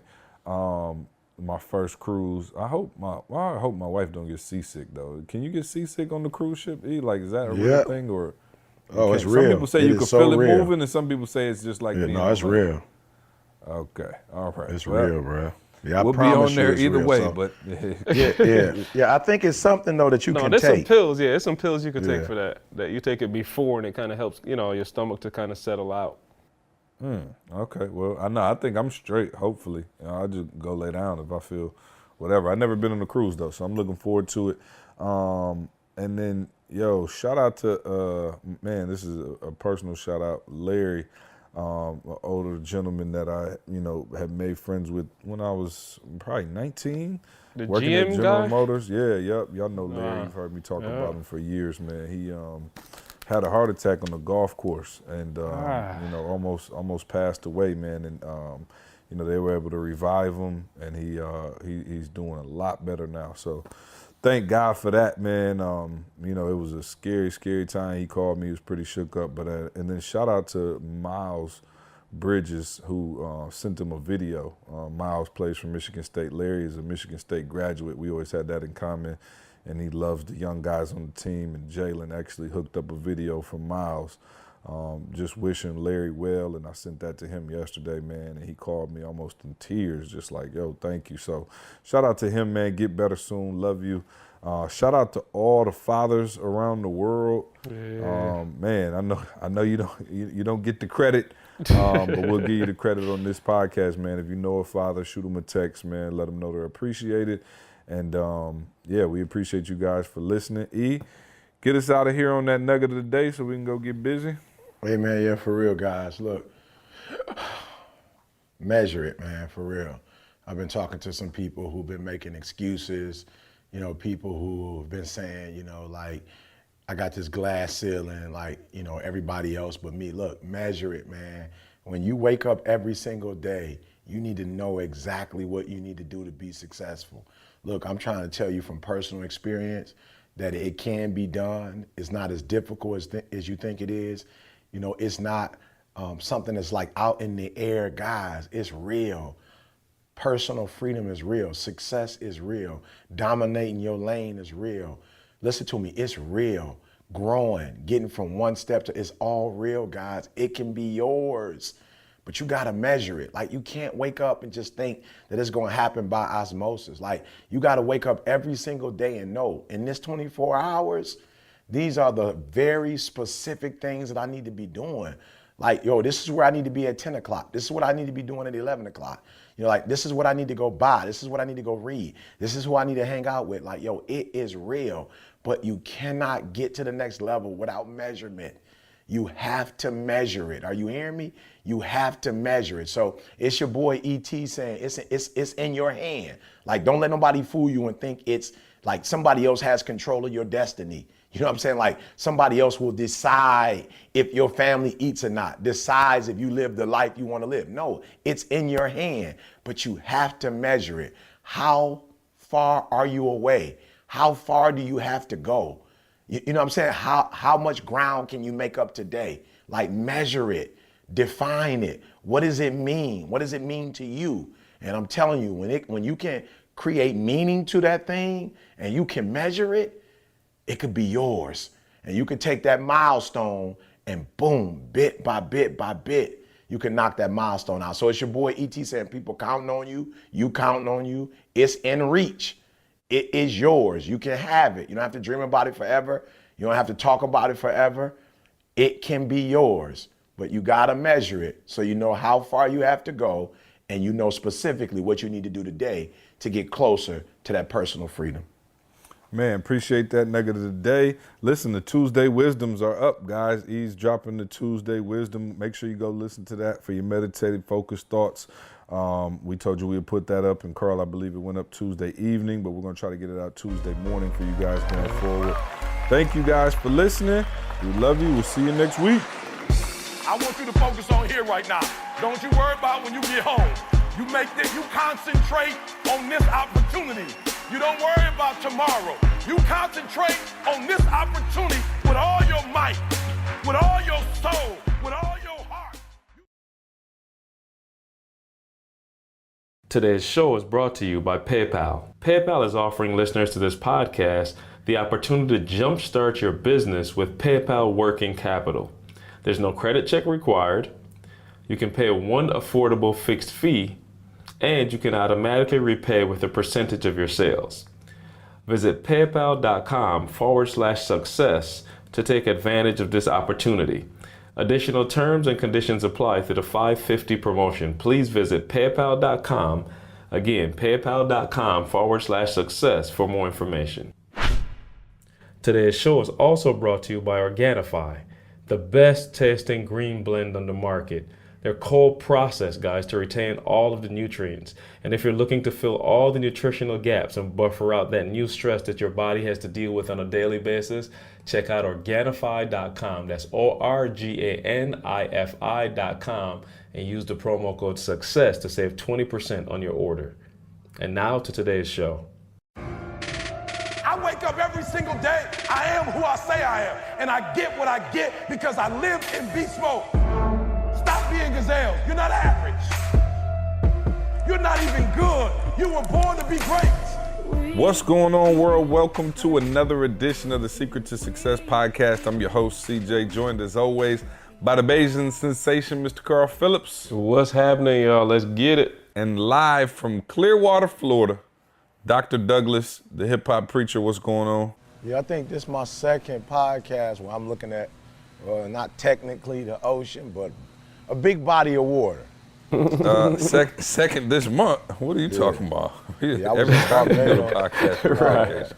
Yeah, you know what I'm saying? On vacation. You've been on vacation more than you've been home, bro. So, vacation. you know, hey, not, well, I I was not want always on the balcony overlooking something. I could have. Yeah, Chicago was a little pier. It was a little small, tiny water compared to Barbados and Clearwater. I just want to know who's going to explain to Candace why I got to do the podcast after Trey wake up and start running loose through the house because the hip-hop preacher grabbed the wrong cord and we getting started late. I want to see who's going to explain that. Hey, well, I think it was easier to explain to Candace than the Carl. So at least I know, with Carl, I ain't got to worry about getting this audio out. I said, that's a great thing, Carl. Carl, I caught it. The old Carl would have called you like, hey, Carl. Hey, man. Hey, check it out. Hey, You know that fire podcast we did? Yeah, they did. Yeah, that was the old E would have done that right there. So I feel real good about myself right now that it took me an extra 10, 15 because I realized something was wrong before it was wrong. Yeah, we definitely appreciate that. Yeah, we appreciate that for sure. 100%, man. Hey, am I tripping, or is there nothing worse than having a fly in your doggone kitchen or your house? Bruh, I spent, before I called y'all, at 4 o'clock this morning, I spent a good 15 having a mano a mano with a fly in the kitchen, I promise you. I still didn't get him. But listen, what is it about having a fly that turn you into like a serial killer? Like, I'm stalking my man around. I'm like busting down dishes. I'm like about to tear up the whole kitchen trying to catch a fly. Well, you're not paying rent. You're violating your space. Right. And it was hard because usually my go-to strategy during the daytime is cut all the lights off and then open the blinds. Right. And let me tell you something, we got them expensive blinds too. And I am willing to tear them suckers down to kill one fly. I close, like, if you fly in the blinds, that's when I turn like evil. Like, I'm like Dr. Evil. Like, you fly in the blinds, I'm like, yep, boom. I close the blinds on you. And then I'm smashing the blinds, like about to break out the windows and the blinds for a fly. I'm like, whoa. I was like, yo, you might be doing a little too much for the fly. But yeah, no, I missed them this morning, but I'm like, shoot, I'm back on it as soon as the podcast is over. But for real, it's nothing worse than having a fly. I just can't stand it, bro. Be flying all around your food. The other challenge too is you bought this sweet alarm system. You know what I'm saying? You paid all this money for the sweet alarm system. And here's this one individual that's able to get past that whole. But did y'all hear the story real quick about the lady who got into a terrible car accident because she had a spider dangling from her car? Yeah. Unbelievable. I don't know. I kind of thought about, like, I don't have a phobia for flies or spiders or any insect for that matter. And I was kind of like feeling bad for her because I'm like, yo, one should outdo the other. Like, you should know you're gonna kill yourself getting into a car accident, but I guess a phobia is a phobia, and it doesn't allow you. Well, not even a phobia. I think for that it might just be like, in that moment of a little tarantula drop down from the ceiling. You like, whoa. You know what I'm saying? Like, even if you ain't got a phobia, that might throw you off a little bit. Yeah, but can you just swipe left? You can't just swipe left. You're reacting. Yeah, you're reacting. So you never know how that goes. React versus respond. You got to respond in a situation like that. But no, that's scary, bro. I always thought about that. One time it was a bee in the car with me on the highway. I don't know how a bee got trapped in my car, but I remember being like, okay, focus. You take this bee sting and just eat it if you got to. Yeah, go eat that. Eat it. Go on, what you do. Do y'all have any phobias? Heights? Anything? Anybody got any phobias? I can't call it a phobia. I'm not a fan of snakes. It ain't like a phobia because I've touched them before, that kind of stuff, but I'm just not a fan of them, for real. Yeah, Yeah, I think my biggest phobia is not eating. You know what I'm saying? Like, I fear, not having a meal. You know what I'm saying? Missing 3-4 meals. I thought that's what he said. I waited to see until he finished to make sure that's what he said. You know what I'm saying? I'm right. I'm like, did he say not? Yeah, that's my biggest phobia. I think we all got a phobia of not eating. Yeah, I got a mean one about missing a meal. You know what I'm saying? That's like ready for with the homeless boy. I'm for sure. Oh, for sure. No questions asked. No questions asked. Yeah, I miss breakfast and I'm feeling like. Oh yeah, no bugs though. Man. No bugs though. Y'all know I overcame a serious phobia. Oh, so, definitely. I had a huge. I don't know what it's called when you're scared of birds, but I'm sure there's a technical name for it. But if y'all remember what happened, and this is a verifiable story. If you ever get to talk to the great philosopher Carlos Quinney Sr., you can ask him this story to verify. One morning I was downstairs, I was probably about 7 or 8. I was downstairs on the couch watching cartoons, chilling, minding my own business. Whole family was upstairs asleep. All of a sudden I started hearing like fluttering going on. I'm like, what? Like in the crib. All of a sudden, a bird flies into the room I'm in. I'm like, yo. And he flies back out. So then I'm like, shoot, I put the covers over my head, and then he flew back in. And he was like flying around me. So I was like, all right, I'm about to run upstairs and get my dad. So I run upstairs and start yelling for my dad. My dad, of course, you know, you hear your child just, you know, yelling, screaming, running up the stairs. My dad, boom, hops out the bed. My dad in his drawer still. And so I shoot into the guest room. The bird flies behind me. And my dad is now running behind me trying to swat the bird down. So the bird is like still behind me. So I run out of the guest room into the bathroom. The bird still following me. My dad still following the bird, trying to swipe it out the air, but he can't hit it. So this time I'm running towards my room, and I run to my room, and I'm talking about grab the door and slam the door behind me. I'm talking about like as hard as I can and like dive on the bed, right? I hear my dad say, oh, shoot, but he didn't say shoot. And I was like, you know, I'm breathing hard, I'm looking. I turn around and look up. The bird's head got caught like at the top of the door. His head was on my side of the door, and his body and tail and stuff was on my dad's side of the door. And the bird was just like, eyes was open, looking dead at me. My dad started like, whoa. Yeah, that's I not a heard my dad phobia. say, That's whoa. real. Yeah, that's not a phobia. And he opened the door and the bird dropped. I promise y'all, and Carl and them know I'm not playing. Like, yo, I had a bad phobia. Like, you know, you go to the park and it's like pigeons just walking around your feet and stuff. Like, yo, I had a real bad phobia. And I don't really know. I prayed about it a couple times. I think right around the time, because I still had it when I met y'all, right? Oh, when we went to see the Statue of Liberty, I don't know if you remember, but you had told me about it, and I didn't think it was that deep. And we on the ferry going across to that joint, and C was, I'm talking about head between his knees, because like you said, the pigeons and stuff was running around, and I'm like, oh no, that's real. Like C was bugging. Yeah, no, it was bad, bro. And I don't really know how. I just kind of manned up. Like, I was just like, okay, it's getting ridiculous now one day. So I still don't get me wrong, I'm not about to have no pet bird or nothing, but you know what I'm saying? Like, yeah, no, I'm straight walking down the street or whatever. And but no, man, them phobias is real. So anyway, let's do a MD health check on both of y'all, because y'all, you had a little something going on the other day. Carl, you got the allergies back. You done came back to Michigan, it's 40 degrees. And your sinuses is beating you. Your throat was hurting. Are y'all all right? Let me check on my brothers before we get this podcast underway. Yeah, I'm telling you something. Apparently, I'm allergic to Michigan. That's what I found out coming back from Barbados. Literally no question. I could have told you that, bro. Yeah, you got a phobia in Michigan. A phobia of Michigan. Getting off the plane. I promise. I'm talking about. I just felt that little tickle in the throat. My nose, man, I'm telling you, the last couple of days, I've been Benadryl, like living on Benadryl. I ain't the dude to take nothing, like for real. It ain't that deep to me. But this whole week, man, like I've been hitting Benadryl and just passing out. I'm talking my head hurting, the sniffles, the sneezing. I'm talking the sneezing that you might mess your back up, that kind of sneeze. Like, that joint. So like I almost want to like brace myself to sneeze against a wall or sit down or something, but as of this morning, like I'm a little better. Y'all can still hear a little stuffiness, but it's not as, like my head ain't hurting all that no more. So it's on the upside now, man. But a couple of days was a little tricky. I ain't gonna lie. Yep. And hip hop preacher, I didn't want to talk about mine, but I guess, I'll tell the story. But it's like Carl said, I had a little tickling of the throat, and the tickle. Carl. I just decided I was going to, do the airborne.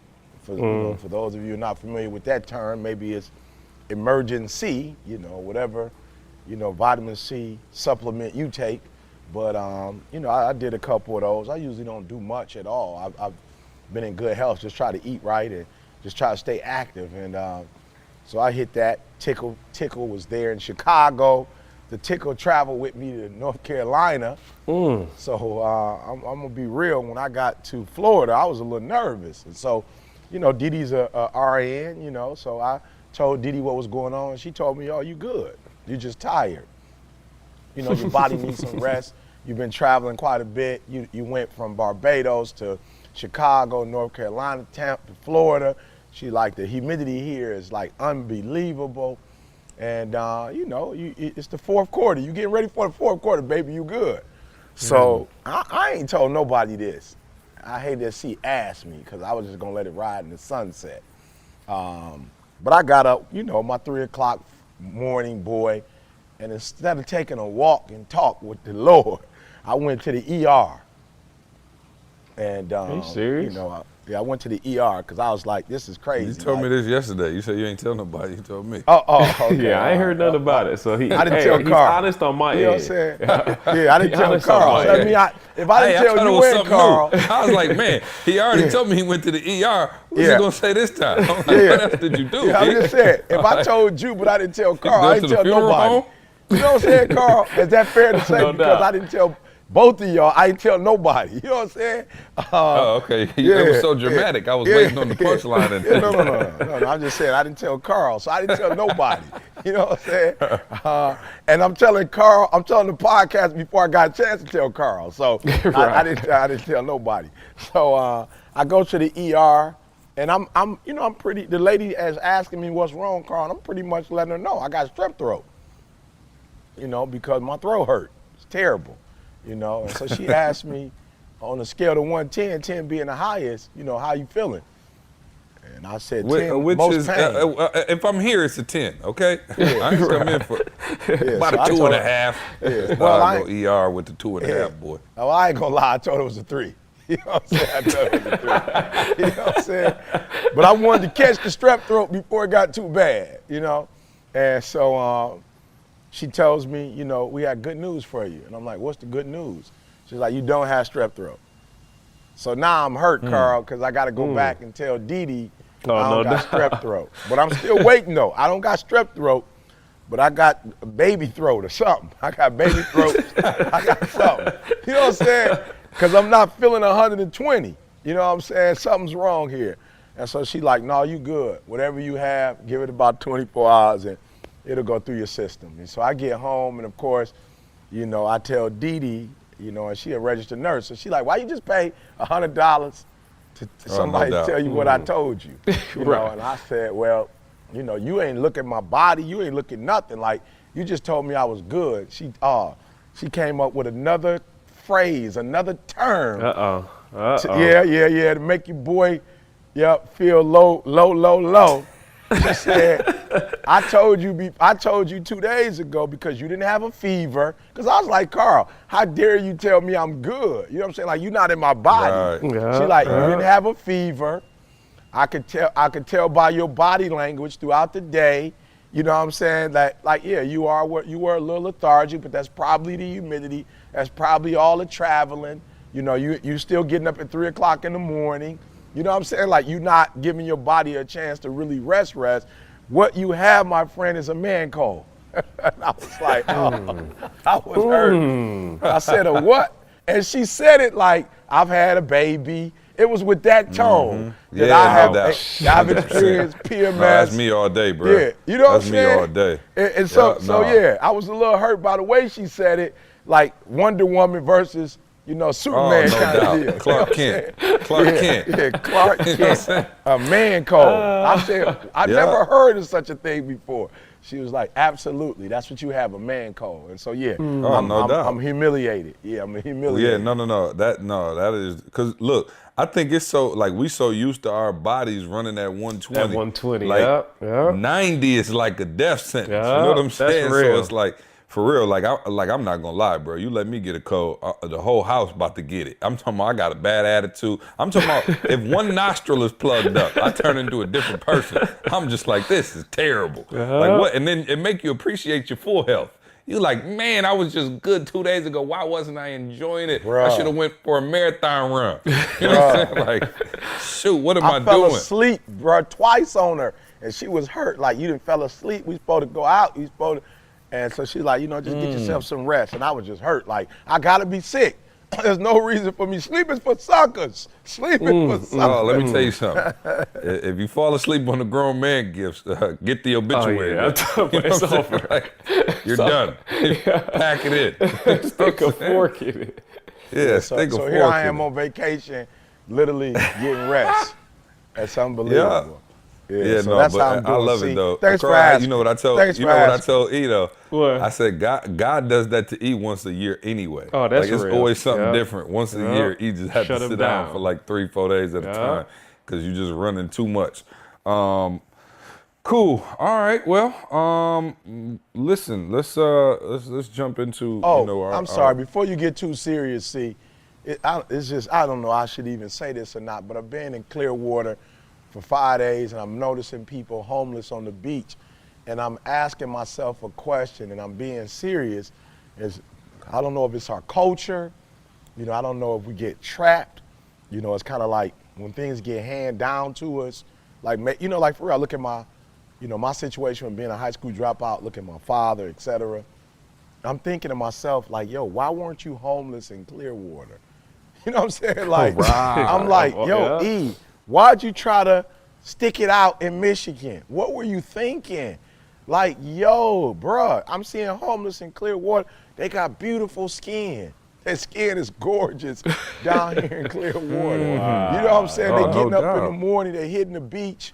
They right here getting in the water, shaking it You off. probably didn't know though when you was homeless. You wasn't really aware of the fact that You could just I'm jump saying, with a why Greyhound. wasn't I trying to be aware? Like, I'm just being real. It's like when you born Triple in a darkness. city. Oh man, that's what I want to talk. Well, not talk about today, but one day at least. It's like because you were born in the city. See, do you got to stay there even though things not working out for you? You can't find a gig. You know what I'm saying? You can't, like I know people who are like, I can't get married, I can't find a man. Do you have to find a man in the city you were born and raised? Is there not a man in another city or state that you can move to? I'm just saying, like, is there, this school wouldn't accept me? Why is your dream that school? Is there not another school with the same program? You know what I'm saying? Like, I was just thinking about it when I was here. It's like, yo, how do we get trapped in these thinkings that are not productive for us, but we can't snap out of it? So forgive me, guys, but yeah, why wasn't I homeless right here in sunny Florida? Yeah, no, next time. Next time you, if things go left and all of a sudden your throat blow out and you can't eat no more, we'll get you down to Florida. I got you a Greyhound ticket on me. I got you. For sure. Yeah, if the strep throat jump back on you, you can't speak no more. We'll make sure to put you on the bus to Clearwater. The strappity strap. What? Oh, by the way, so are you fully fine now? You feel good? I'm gonna be real with y'all. After the man cold revelation, all my energy came back. Oh yeah. You felt it. Yeah. After, Just sucked it up. Yeah. Personal pride, your ego, got you back straight. Okay, cool. Cause I think we in Detroit. Well, today, right? So when they hear this, we'll be in Detroit, doing our thing. So I'm gonna need you to be, ready for the hometown crowd. But no, so yesterday, and I guess for the last few weeks, we've been saying, we do kind of a, staff meeting or whatever. And so there's a few things that, I do want to address with you guys and kind of let, our listeners in on it just because, they're a part of our journey. They've been a part of our family. Many of, you guys listening to this podcast have been, a part of this journey before we probably even had a staff meeting and, TGIMs and early stuff and all kind of stuff. But I want to kind of take it in a different direction. E, you called me yesterday and we were talking about, kind of like, small businesses or entrepreneurs and things of that nature. And what you were saying is, I guess, and I don't know, you can talk about it if something happened, but you were talking about how, you're small time because you act small time. And because you perform small time, and that you needed a shift in your mentality if you were going to make it to the big leagues. And so you were, I guess, in reference to us and where we've been and kind of some of the moves we made, I guess you can kind of speak on that, why that was on you or why you were talking about that. I don't know if something happened. No. Specifically what happened was, my wife ordered and for real, man, this is all love, and this is really just about growth. I wish we could protect the identity of every, experience we had, Carl, but, the reality is the reality. But I'll just say this, we were blessed. Yeah, right. We were my wife and I, we like to, my wife likes to be a blessing to individuals, man. you know, and so we decided to buy, just say some paraphernalia from, you know, a small company. And it was weird because when we bought the product, you know, they take your money immediately. You know what I'm saying? Like, that's the one thing I like about just business in general. I don't care if it's Macy's, Nordstrom's, you know what I'm saying, Louis, they take your money immediately, bruh. You know, so the small business, big business, you know, but I think what really determines what type of business it is what happens after they take your money, see? And so, you know, after we paid for this product from a very small company, we received no emails. You know, we did get a notification from our bank saying that the money had been withdrawn. You know, but we didn't get any email. Oh, of course. Yeah, you know, we didn't get we're gonna make sure that we're gonna make sure the check hit. Yeah, so we didn't get any email, you know, confirmation from the company. We didn't get, you know, any phone calls, any notices, anything. And so after about a week and a half, Carl, it's like, nah, it's a waiting game. And I'm just gonna be real. 90% of the time when I buy a product, I buy it, and I could be wrong, you guys help me out, but I normally buy a product wanting to wear it somewhere. Like, I'm not really the dude that buys something in Just spring. to put it on the shelf. You know what I'm saying? It's like, we're gonna shelf this out into the summer. Like, I'm not into that fall, waiting for winter. I'm not that, you know, organized. You know, so normally when I buy something, it's like, in my mind, I'm gonna purchase this, and then we're gonna be able to wear this in a few days. And so after about 2 weeks, I'm starting to wonder, like, yo, is it a scam? You know what I'm saying? Like, is this a scam? And by that time, when I go, is it a scam? I'm just gonna be real with you. By the second week, third day, I do get my product. You know, but by this time, I already have somewhat of a, I got a negative, you know, thought process going on about the company now. You know, I'm not thinking favorably of the company. Like, oh yeah, every time I need this particular whatever, you know, sweater or shirt, you know, I'm gonna go to this company. And so one of the things I want to say to those small companies or small companies, you know, is that what you have to understand, and help me out, guys, if I'm wrong, but just because you don't have a big staff or you don't have, you know, a big warehouse, or, you know what I'm saying, you don't have this big computer system, software, you know, design program, whatever. Once you say you're selling shirts, you in business with every company that's selling shirts at that point. Like, it's not like you in the, you know, developmental league, and there's an NBA, and then there's a France squad, and there's an Australia squad. Like, unfortunately, when you start doing business, it's just one league. You know what I'm saying? It's just like, that's it. It's one league, you know? And so you have to be very cautious that, again, we're not saying you got to be a big business, because we weren't a big business. You don't have to be a big business to get in business. But if you're going to get in the waters with business, you got to swim. You know what I'm saying? And you got to be able to keep up, you know? And so I kind of wanted to talk today because, Carl, you and I had, you know, to ship books. You know what I'm saying? We had to sign books. We had to make sure that all the books, you know, because remember, there was some people saying some pages was missing.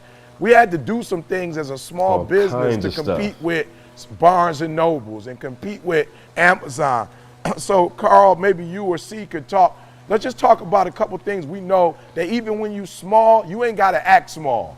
Some things you could do as a small business to put yourself in a position to compete with the big boys. So I'll say the first thing for me, like he said, this has happened to us. So we're not coming, you know, knocking at nobody's door like y'all trifling. It's happened to us. It's a part of business and growth.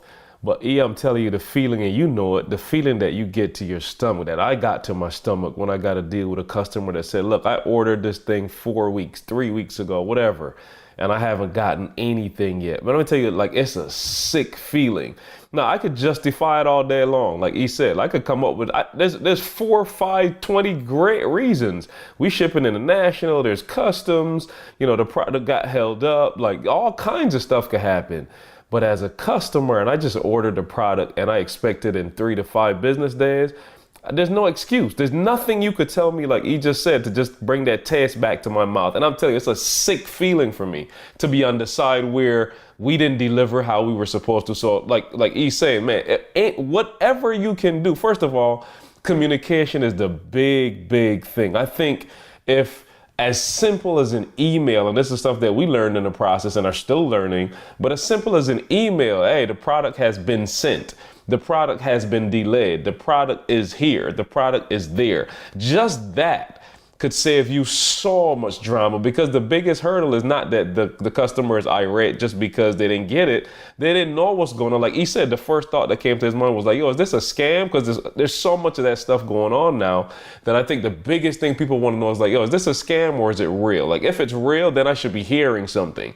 It left here. Okay, we delayed it. That's cool. Just let me know. We didn't get it shipped out Tuesday. It'll be sent on Thursday. Oh, okay, cool. Now my expectations have to adjust. Not happy about it, but still I'm aware I can make whatever necessary adjustments. But the key is you got to communicate. So if it's leaving Thursday, make sure there's some communication going out. If it's delayed, if it's stuck in customs, get them the tracking number, just something. And we're using these products as an example, but it's digital product, whatever you have. I think the first line of defense is communication. Make sure your customer is aware of what's going on. Like don't leave any room for guessing. And if you screw up, be quick to, well, here's a 20% coupon. You know what I'm saying? Like, we're not just going to leave you hanging. Like, I want your support. Like, your customer has to feel like you value them. And that's the kind of stuff that you can still, like, I'm just saying, you're going to make mistakes when you start in a small business. You are going to. It's inevitable. But you want your customer to feel like, yo, they got my back. That's the key to it. So that communication, like I said, and being able to quickly just remedy whatever is going on. I think those are the two things that could, get your customer like, I love it, bro. Communication. I love it. Yeah, let me say that again. Communication. And see, I'm going to give you the floor, but what I want to say to you guys is this. The reason why I'm so feeling what Carl is saying, because that's free. That's free. That don't cost right there. That don't cost a lot of money. That is absolutely free. It does not cost you to communicate with people. And so that's one of the ways that you can, as a small company, catch up with the big companies, because no matter how big or small you are, communication doesn't necessarily, require you to spend $50,000 to be able to communicate. Right. You can have you can have a website, or you can have an email. Doggone, let's just start there. An email. You don't even have to have nothing deep. An email, or some small program that allows you to communicate back to people. I love it. See anything you can think of. Small things. Yeah, no, I mean, just the fact that, as we sitting here, talking, man, like, we're not infallible. Like, shoot, Carl, we had an issue, just a few weeks ago. We had switched our entire, what was it, Carl? I don't even know. I don't know. So we moved from system. Shopify. We were using Shopify, which is just a generic online shopping store, to a kind of a custom store that we've created now with another company. And we had some transition issues. Let's call it what it is. We had some transition issues. And let me say this, see, because just we're here. I'm apologizing to anybody that, we're talking about the issue. Like C said, we not all the way there. We've made some mistakes in the process. This is a staff meeting. We made some mistakes, and I got a couple of people that like, yo, I didn't get my stuff. And our system in place was, we'll send you a coupon that make sure you get it. And we missed a couple of people in that process. Sick to the stomach, see? I'm getting messages from the website, sick to the stomach. The person, I had one, this one, E, and I'm just putting all our business out. It's a staff meeting. Like, this person was like, yo, I don't know if I'll do business with y'all again. Like, this is not what I expected from Eric Thomas and Associates. Sick to the stomach, see? I did every email possible, like everything I could do to make up. But I'm just saying, like, do you want to go there? Like, do you want to try to do that then? Sick to the stomach. I cut you off, see? My bad. Go for it. No. I mean, it's real. Like, it happens. And I think, you will get some people who are just like, yo, you know what I mean? I can't bounce back from that. But I think you have to own up to your mistakes, realize, what you did wrong. I think we've corrected the error now, obviously. But there was you gotta think, man, and this is what's crazy, y'all, is like, yo, we thought we was ready. Like everything was ready. We were told the systems were in place for the transition. Boom. We didn't rush it. We did everything, and there was still an issue. And so what are you going to do? Are you going to cower and run, or are you going to try to fix them? And so I think, to the best of our abilities, we got every single person straight, whether that was extra gear, extra products, you know what I'm saying? Whatever the issue was, we did our best to take care of it, but understand something, growth, be careful how fast, you say you want to grow and things of that nature, because I remember, Carl, there was a time when people used to have so much grace for us, right? Like, for real, when we first started selling books, I'm going to be real, I don't know what our system was. We were just like, all right, send them out. We had wrong addresses. We had all kinds of, we didn't know.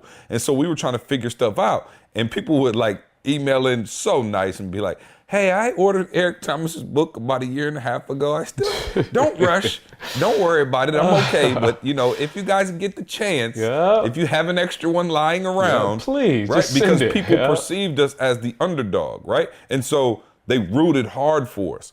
Now we're not the underdog anymore. And that's one of the hardest things for those of you who want to just jump into my mind really quick as, we talk about this company and we move through, our existence in this world. One of the hardest things for me as of late has been managing the brand from a different perspective. Like I always managed the brand from like the underdog perspective. Like we slept on that, people don't know who he is. We should be on this, TV series. We should be on this album. We should be doing this. We should be doing that. And so the things that I put out, the spirit that I put out was always of that underdog flavor.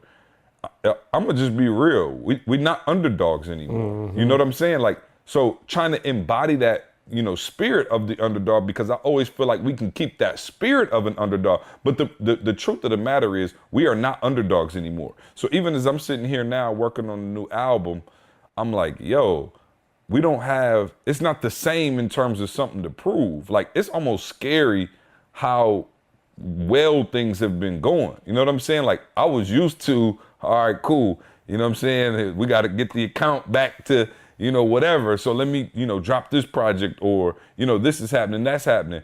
It's like a completely different space that I'm in. Like, yo, for real. He was just, some of y'all heard it. We opened up Meek Mill's album. It was the #1 album in the country. And he opened it up and kids from all over the world went crazy. We're at the NBA transition camp and the guys like, yo, I couldn't believe it when I turned on Meek Mill album. I heard you on there.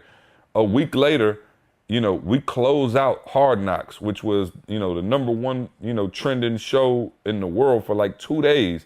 And E does the last 2 minutes of Hard Knocks. And so I'm sitting there and I'm like, yo, E on first name basis with Warren and Dan. I'm like, yo, this is different. You know what I'm saying? Like it's a different feeling. And so that's been, one of the things I think that's been the hardest for me lately is just like, yo, okay, we got to find that chip. You know what I'm saying? We got to make sure we keep that chip because, I'm not going to say it's on autopilot, but I do feel like even with some of our staff and stuff, like I see people getting comfortable and I don't like it. You know what I'm saying? Like, and you have to try to recreate that hunger. Like for real, MJ has 6 chips. Like y'all see the greats, they keep that chip. Like MJ would just find stuff to be mad at. MJ, somebody might be like, yo, MJ had a great season and so did Karl Malone. And MJ in his head, he heard, they said Karl Malone just as good as I am. I can't believe they said that. And so they would manufacture a chip. And I'm to that point now where it's like, okay, now I got to start manufacturing beef. I got to start manufacturing anger and intensity and all of those things. And I have to find a way to give that to the staff without going full gorilla, because y'all know me, if I go there with them, I could get maybe a little too rough, and I feel myself getting a little irritated. I wouldn't say and too rough impatient. though, see. I wouldn't say that. I would just say, unfortunately when you're dealing with people, you're too rough for them, but not too rough for like what it takes. And I want to make a connection real quick, because a lot of you who are listening to us, what I don't want you to do is just hear what we're saying. No, I literally want you to hear the spirit of what we're saying, because this is important. The guys was like, teasing and whatever. See, was just talking about me being on vacation. Guys, this is the point. Like, don't get it twisted. This is the point of making sure every book go out. Like, there's a point to it. You can get 90% of your books out. You could be on vacation when you want to be on vacation. Whatever the thing is that you're trying to execute, if you can execute on that level, I guarantee you whatever your dreams or goals are, you can make that happen. But you have to execute. So when we talk about getting a shirt out in 24 hours if possible, whatever UPS will do, FedEx will do, or whatever you got money for, you might just have money for, like a flat rate at the United States Postal Service, like whatever you have money for. I'm telling you, when you execute, these are the things that happen in your life. So I don't have a problem with going off on me and pushing me, because I know what that's going to mean for me financially. Like, I see the connection. I make the connection. My kids got to go to school. I make the connection of I still got to grind, because if I want to live like this for 10 more years, here are the things that we have to do. But I want to share something with both of you that I know I didn't share this time, Carl, with either of you. This has never been shared with the world. You know what I'm saying? In the history of the world. Yeah, the history of the world. Never been heard. Yeah, this has never been heard. So, and forgive me, see, I know most of the stuff you want to be able to keep in, confidentiality, and I try my hardest to. I don't do pictures and all that no more, because this is the world. Can you text me first before you say it to 100,000 people? Let's just make sure it's okay. But of course, texting it and see if I can approve it real quick. But of course, guys, this is where I throw my age weight around a little bit, y'all. So of course, like C said, I'm in Clearwater. So of course, Tampa. So if you make the connection, Hard Knocks. So I text Winston and let him know I'll be here. So he hit me up and was like, yo, E, I'm off on Monday, so can you come up to the facility, on Monday? I'm like, yep, no problem, definitely. You know what I'm saying? So of course, Didi and myself, we go up, and while we're there, I'm not really paying attention, to be honest with you, to Didi, because I'm just kind of, floating around, and he wants to introduce me to a couple people, and I'm like, what up, meeting some folks. I specifically go, for real.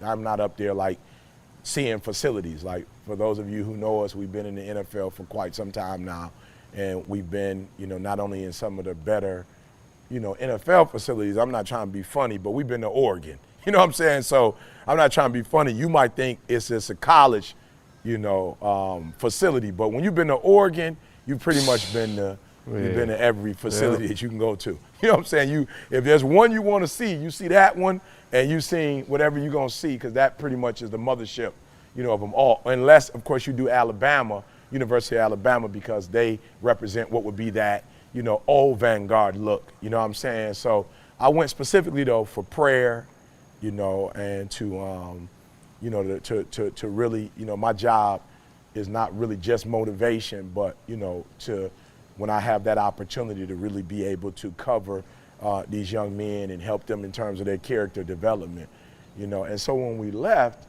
what was hilarious was we were having worship, me and Didi, that next morning, and Didi was just saying, like, yo, isn't it ironic, that, I used to ask UNC, how long is this gonna last? How far do you think you guys can go? And she's like, yo, I'm not you. You know what I'm saying? She's like, I'm not a motivational speaker. I don't even know sports like that. You know what I'm saying? She's like, I don't know sports. She said, but I'm literally in places where people would dream of being. See, she's like, I got like full access, to games and to being like, not only on the field, but, in suites. And it started with Didi with Prince Fielder back in the day. And so, man, I'm just looking like, yo, see, this is why you got to get your book out. This is why when you say you're going to do a podcast, you got to do the podcast. And whatever you guys want. Like, I don't know what you want. I'm not suggesting that you need to go to games. You remember, see, when me, you, Carl, our wives, are at the Staples Center. I mean, you know what I'm saying? Like, even though I know, maybe your wives don't really get into basketball like that for them to be able to drive. Oh, my wife get into courtside, though. You know what I'm saying? Right. Nothing to do with basketball. Courtside.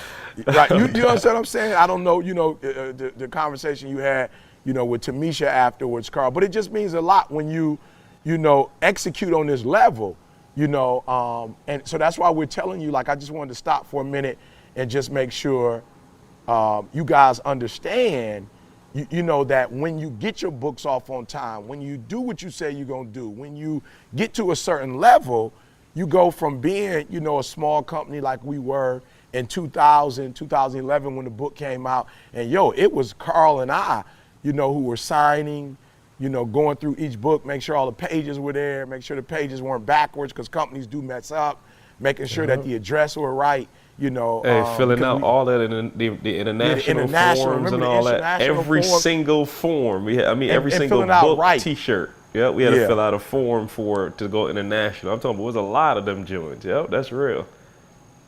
So I'm just saying to you guys, like, I just wanted to make the connection. We're gonna go back to just giving you a couple more, tips. But I want to make the connection that you might be thinking as a small company, it's just a book. No, what I want you to think about is it's your retirement, okay? It's your travel expense. You know what I'm saying? Like, it's your car payment. It's your vacation money. It's your miscellaneous money. It's your kids' college tuition. And I think that's the difference sometimes when I'm in these meetings, these staff meetings. I think for some of us, we're seeing it like this represents not only who we are individually, but this is our children's, trust fund, if you will, whatever you want to call it. And I think there's some people in the staff meeting who just like, oh, I got to get this book off. You know what I'm saying? And I just think it makes a big difference how you come to doing your work, but you know what I'm saying? Yeah, no, the approach is crazy. And I remember you know me. One of the things that I always got to work on as it relates to, leadership and things like that is y'all know I can get it. I wouldn't say a temper, but I can get hot. Well, I guess it's a temper, right? Let me just sugarcoat it. I was trying to see where you was gonna go with that. No, I can get hot quick. Needs to be rededicated. Well, here's the thing. I know what. So it's like when you were a kid, right? Like, I didn't understand like how hard my parents worked to provide that type of house for us or that type of life for us, and so I took it for granted. So I never understood why, you mad at me because I ain't take out the trash? Why is it that deep? And it's like, that's your contribution to this house. Like, you don't understand, and you look ungrateful, or you look, and I'm not, and like I said, I don't want to call anybody out, but it's like, it's like we built the mansion. I need you to keep your doggone room clean, and I shouldn't have to, be on you about cleaning your own room. And not that anybody, and listen, our staff does a great job, and we've come a long way. But one thing he told me that really helped me, because I used to get so frustrated and I would go off, and he was like, in a sense, I don't even think I had kids at the time, but in a sense, he was like, why you acting like somebody should love Trey as much as you love him? Like, would you ask Trey teacher? Now, Trey teachers care about him. You know what I'm saying? Like, I'm sure they'll try to protect him from hurt, harm, or danger, but you're asking his teacher to love him as much as you love him. It's not possible. Right? Like, this is our company. We built this from the ground. How in the world can you expect somebody to treat it with as much TLC as you do? And I think my expectations had to change a bit, because I was expecting someone who got hired on as a 9-to-5 employee to take care of the brand as much as I wanted to take care of the brand. And I never could understand that. But because I built it, it's like I'm also not comfortable watching somebody take care of Trey, like with my eyes, not in the same light that I'm taking care of them. So it still pisses me off, if that makes sense. Hey, and what I'll add real quick, is, and of course, with our growth, and this is to all my small business owners, entrepreneurs, you've heard the saying, he always said that pressure busts pipes, but understand what I'm saying. The more pressure you put on so it's a balloon with a little hole in it, a tire, a little hole, the more pressure you put on it, the more it leaks. So as we're growing, guys, we're experiencing more and more and more and more pressure. So what's happening to the little mistakes that we did before, that was just a small little leak here that you could just kind of ignore it when, the balloon wasn't going to deflate off of that little leak. Now all of a sudden it's the same little hole, but it's air gushing out of that sucker because we got so many more people looking at us, so many more products being sold, so many more things happening. Now it becomes a major issue. So see, I want to go back to something that you said. I came back from Barbados pissed off. Let me just be blunt, pissed off. And I had no idea why. I had no idea why. Like, I'm coming back to work like pissed off. Like, I just had this anger about 40-degree weather in Michigan. That's why that might have something to do with it. You know We getting fall in August. But no, I got back. Like, the thing you just said about Jordan, I was like, yo, I'm not trying to be funny. I'm not Jordan. I'm not equating to Jordan. Jordan, don't get pissed off at me for saying that I'm pissed off like you were. But like, I came back because I realized what he was just saying. Like, yo, all of the gaps that we have is what's stopping us from going to the next level, from being able to stay on vacation even longer. It's little Right. things. It's little things. So somebody asked, Yeah. like, yo, how was the trip? I was like, it was terrible. Because I came back and I realized, like, yo, we still got to fix this. We still got this challenge. We still got this. And I came back with a fury because, like, yo, the faster we fix this, the more we can get done, the more people's lives we can touch, the better this thing could be for everybody. You know what I'm saying? Yeah, 100%. And I think you make a good point, because we always think, and I think that's the frustrating part, is because we have such a growth mindset. You know what I'm saying? Like, yo, we trying to grow. But sometimes you do got to stop and plug the leaks. You know what I'm Right. saying? Like, you Yeah. really do. It's like, making $1 and cutting $1 and spending is the same thing. Same you know what I'm saying? exact thing. You're exactly where you were. And so, we could do all of this growing, but if the leaks continue to grow, then I think it's a problem. And E, I want you to talk about that. But first, I want to give a shout out to our sponsor today, man. And PayPal's been rocking with us for a few weeks. But PayPal now has a special $550K offer for our listeners, right? And PayPal understands that running a business is complex and time consuming, and sometimes it takes a lot of upfront capital, which is why PayPal Working Capital is offering the opportunity to give you a boost in your cash flow with a $5,000 business loan from PayPal Working Capital. For a limited time, accept $50,000 in payments with PayPal and get pre-selected for a $5,000 business loan with no credit check or personal guarantee required. All you have to do is follow these basic steps. Sign up for PayPal business account, start accepting payments within 60 days. Process at least $50,000 in payments and apply for PayPal Working Capital within 240 days. If approved, your funds will be deposited into your PayPal account automatically. For additional terms and conditions, please visit paypal.com/success for more information. So that's the website, paypal.com/success, and check out the 550 promotion. I wish we would have had the 550 promotion back when we was getting going, because that's what we needed for the books, was 5K. I'm glad you didn't have it. I'm glad you didn't get your little bank loan. I'm glad you didn't get a little PayPal loan, because you might have got chill. And I'm being real. I really think that made us, dig deeper, into what we were capable of, not knowing we were capable of it. And I'm so grateful. And this is not against anybody who's received a loan or who've gotten help.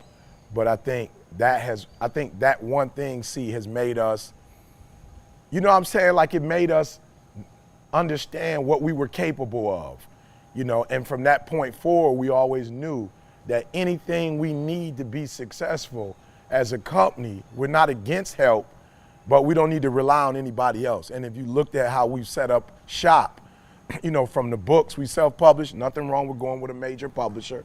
We're getting calls now. TGIM, we didn't go to another, executive producer or another group and say, hey, we got this idea, can you help us? We literally got the camera and from scratch. And so I do want to say to those small companies that are out there who feel like, they need to take advantage of this PayPal opportunity, by all means, go for it. But for those of you who feel that you need to go a different route, like, don't feel bad, don't feel bad. Like, give it a shot, go for it on your own. And if it works, it works. And if not, there are other opportunities for you. But I do want to say, man, I am super grateful that some of the opportunities that could have worked for us didn't work out for us, because it did make us man, it made us grind in a way that No, I feel every like, experience makes you who you are, and I think it's easy to say that in hindsight, but I'm not. If we would have got a $10,000 loan, paid the loan, I mean that would have been a blessing. You know what I'm saying? Like we would have been able to have a different story. I think the point you're making is unique to your story, and I think that's what's a blessing about each person's journey is no journey is the same, no journey is identical. I think E makes a good point in that. You don't have to have that to win. And I think a lot of times you think as a small business, you need that to win. Like if I don't get this, then I can't be successful. Like I'm gonna just be real with y'all. Like, and I tell y'all, man, it is a weird thing when you put things into motion and they happen. Yo, do y'all remember 2 years ago when I said I was gonna get us on Hard Knocks? Like I said it was it 2 or 3 years ago, E? Yeah, it was when at least I told 2 or you. 3 years. Well, I remember the Miami Dolphins were on Hard Knock when you first started talking about it. Right. So you talking about it might have been longer than that ago, where I was like, yo, we're gonna get on Hard Knocks, right? And it takes some time. And I thought we were gonna get on there that year, just to be honest. I was like looking for contacts at HBO, trying to do everything. And I think that the point I'm trying to make to you is just keep working, right? Because I actually actively tried to get us years ago on Hard Knocks. Like I wanted to use E's voiceovers, for the training and for when they showed like weightlifting scenes and stuff like that. And I actually was like looking for, I sent emails like to random HBO execs, never heard anything back, just, going in. And then kept my head down, we kept our head down and kept working, and they called us, right? I'm in Miami. And they call, which shout out to I don't know if I mentioned it, but I was on the Quality Time, boy, and turned my phone off for some hours and then turned it back on. And they were like, yo, we need signed off now, tonight, please, for Hard Knocks. I was like, oh. I told my wife, I was like, okay, we might have got a little carried away with turning the phone off. I'll let you hold on to it, and you just tell me if something important come through. Right. I had my phone off on a Monday, and that was scary. I turned it on like 4 o'clock. I was like, okay, I almost had a heart attack. But that's neither here nor there. But you keep working. So I want to kind of give some information before we close this up, because I know there's those of you like, okay, y'all talking to us, but you're not telling us what to do. There's some things that you can do as an entrepreneur, a small business, etc., that you can take yourself to the next level. And guys, we're not there yet, but we're further than we were, obviously, 10 years ago, 5 years ago. When we got this thing rolling. And I think one of the things is understanding who your customer is. I don't think I talked about it on the podcast, which is weird of me to go through like a major experience that actually sticks and not talk about it on the podcast. But a few weeks ago when I was back home, this actually might have been a month ago now, I was back home in Lansing and I noticed they had a dinosaur exhibit. Did I tell y'all this already? No. They had a dinosaur exhibit at the Lansing Mall. Now, mind you, the Lansing Mall, let's say this, it was in the old Macy's, if that doesn't tell you anything, right? Macy's gone out of the mall. The Lansing Mall got about 5 stores left in it, right? So it tells you, like economically, maybe what's going on in the area, right? So they have this huge dinosaur exhibit. Now, it's pretty much the same one that we had down here in Atlanta. Now, y'all have heard me talk a million times. Trey is a paleontologist. I don't know how that happened, but he loves dinosaurs. So after church, and it was quick. Like it was just like spur of the moment. I told Candace, I'm like, yo, let's stop by there and take, Trey. I mean, they got like big dinosaurs, like life-size looking things. You know what I'm saying? Like these things like, 10, 20 feet tall, long as all get out. So we get up to the counter.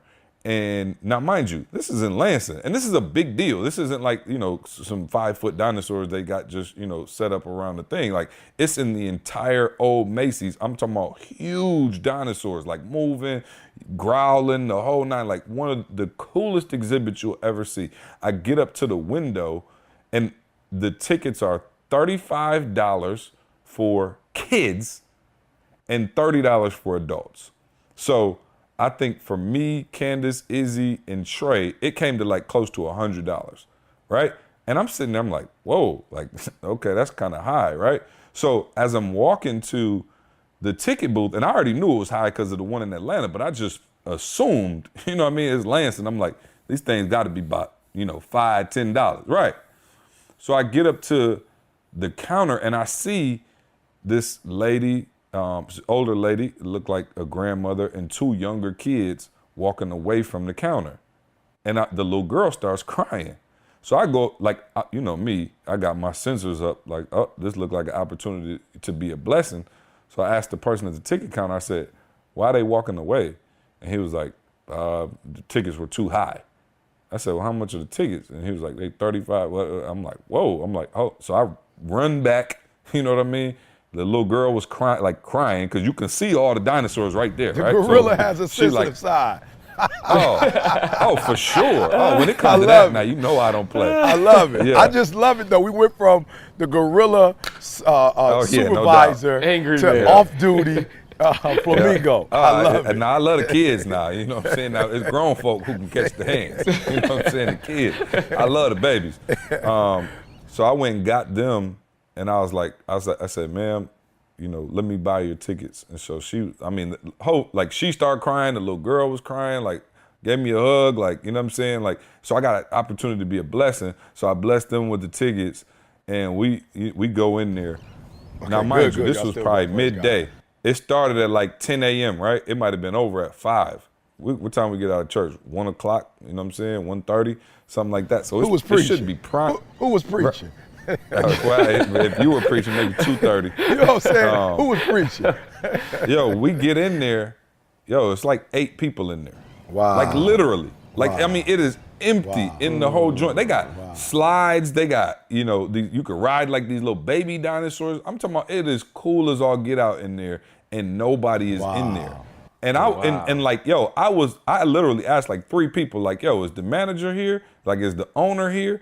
And I just gonna tell them, like, not because I couldn't afford it, but I'm sitting here saying, you got this cool thing in Lansing, which we don't have a lot of stuff come to Lansing. Right. You got this cool thing, and you've overpriced it so much that nobody can even come in here.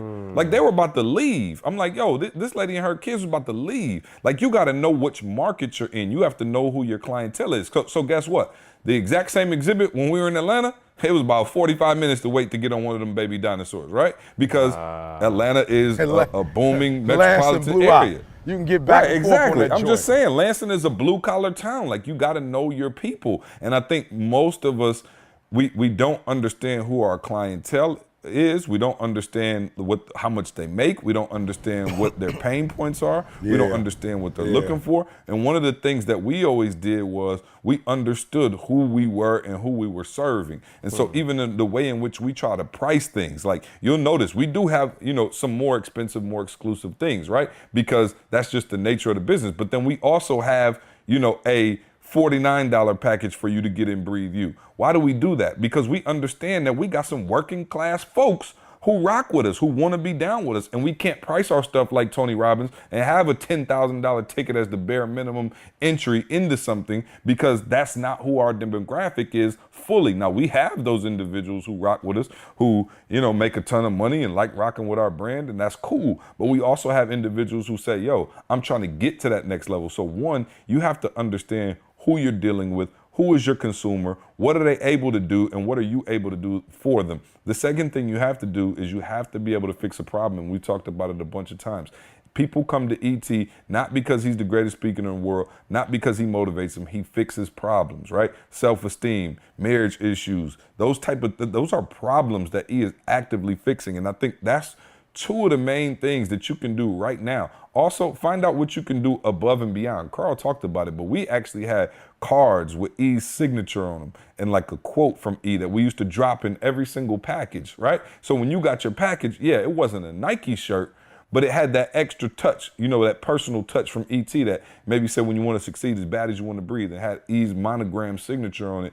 You might have kept that and held on to it and put it on your refrigerator on a magnet or put it on your desk as a reminder. Like, there's little things that you can do as a smaller company that you can beat the big dogs, right? We talked about it before. You can make decisions faster. If the market changes, you can make a change quicker than, a big conglomerate, you're right? Because they got to go to a board meeting. They got to go to staff meetings. They got to do, X, Y, and Z in order to make a decision where you and, 3 of y'all running a company, you could change, what does Josh always say? It's easier to turn around a canoe than it is the Titanic, right? And so, you can make a decision faster. So find out what advantages you do have, right? What advantages do you have over the competition? There are things I tell people all the time. I tell Kendall and them, yo, y'all should really be killing E. Why? Because E can't touch the people the same as he used to. Now, he still goes above and beyond and does a great job of it, but you can actually do one-on-ones with people. He can't do one-on-ones, not like that, right? Because why? He's got a million people across the world trying to have a one-on-one. I said, yo, Kendall, Chris, you guys, you can still literally jump on the phone and walk through something with somebody for an hour. He doesn't have that kind of time anymore. And so find out what advantages you do have. You have some of you are listening right now, you're speakers, you have an advantage over Eric Thomas. There are some advantages that you have. You can go into the local school, twice a week, on Monday and Friday, and give them a sweet message. Like, there are things that you have. And I think if you look at what you have and as opposed to what you don't have, the big working capital, all the money, all of those things, you don't need them. You need to find out what your advantages are and exploit them. So I just want, y'all can drop in whatever y'all had to, go in on that. But I wanted to make sure we didn't just talk about, the problem, but we also gave some solutions. So I'll add one quick one. See, timing. I'll give this as an example. We launched Breathe University January of 2013. Why January? Well, January is the new year. Like, that's the time that everybody's looking to do new things. You know what I'm saying? So there's a rule I was reading online yesterday. Y'all getting some of the Detroit content. But I was reading this thing and it talked about the convertible rule. It said, never try to sell a convertible when it's snowing. Like, it only makes sense. Like, you know what I'm saying? Like, that's the last thing you want to think about. You're not going to sell sweaters when it's going into summer. So just timing, like just common sense. Think about what time of year, your products are best served. What time of year are people looking for soup? What time of year are people looking for these things? And use that to your advantage. Like, the odds will do a lot of the selling for you if you can actually just time it right. So that's just another practical thing you could do, in addition to the stuff C said. But yeah, just think about that timing. Yeah, and I just want to say, see, too, that pine tree, I would ask that, as much as possible, you guys would have that pine tree, perspective, especially, you're in the Midwest. When the winter comes, most of our trees die, but there are a few that stick around, and they have the ability to weather the storm. And I just want you to know that most of you will be successful if you could just weather the storm. And be consistent. That's the biggest challenge that I have. Most people start and they never finish what they start. And we are where we are today, I don't think because we're necessarily the best at what we do, but we have stayed consistent. And there are some things that happen to you in the second year that don't happen in the first. And there are some benefits you get when you've been in business for 10 years versus those who've only been in business for 3 years. And there are some things that, like, I've been married 27 years today, 27 years today. Listen to me. And, you have to be careful because when you say things, people take them the wrong way. So let me preference it this way so you can get you can get the point I'm trying to make. That my wife has been phenomenal in a lot of areas, in the areas that, she needed to be to help me to go from being homeless, in a high school dropout to where I am today. Somebody asked me a question, how has your wife helped you, to develop as a man? And I said, listen to me, you gotta understand, I started dating Dee Dee when I was 16. Like, Dee Dee has been in the trenches with me, developing my manhood. So there was never a point on my own where I was like, man, and I hooked up with her. I was 16 years old when I met her. So she has committed herself since she was 15 years old to assisting me in the process of me becoming a man. So we've done it together. I've not been without her since I was 16 years old. But after 27 years, this is the first time that Dee Dee ever, I'm not gonna say, I was gonna say wash my clothes, but not wash my clothes, but actually pack my gear for the last 3 trips. That's never happened before. It's not even something I was looking for.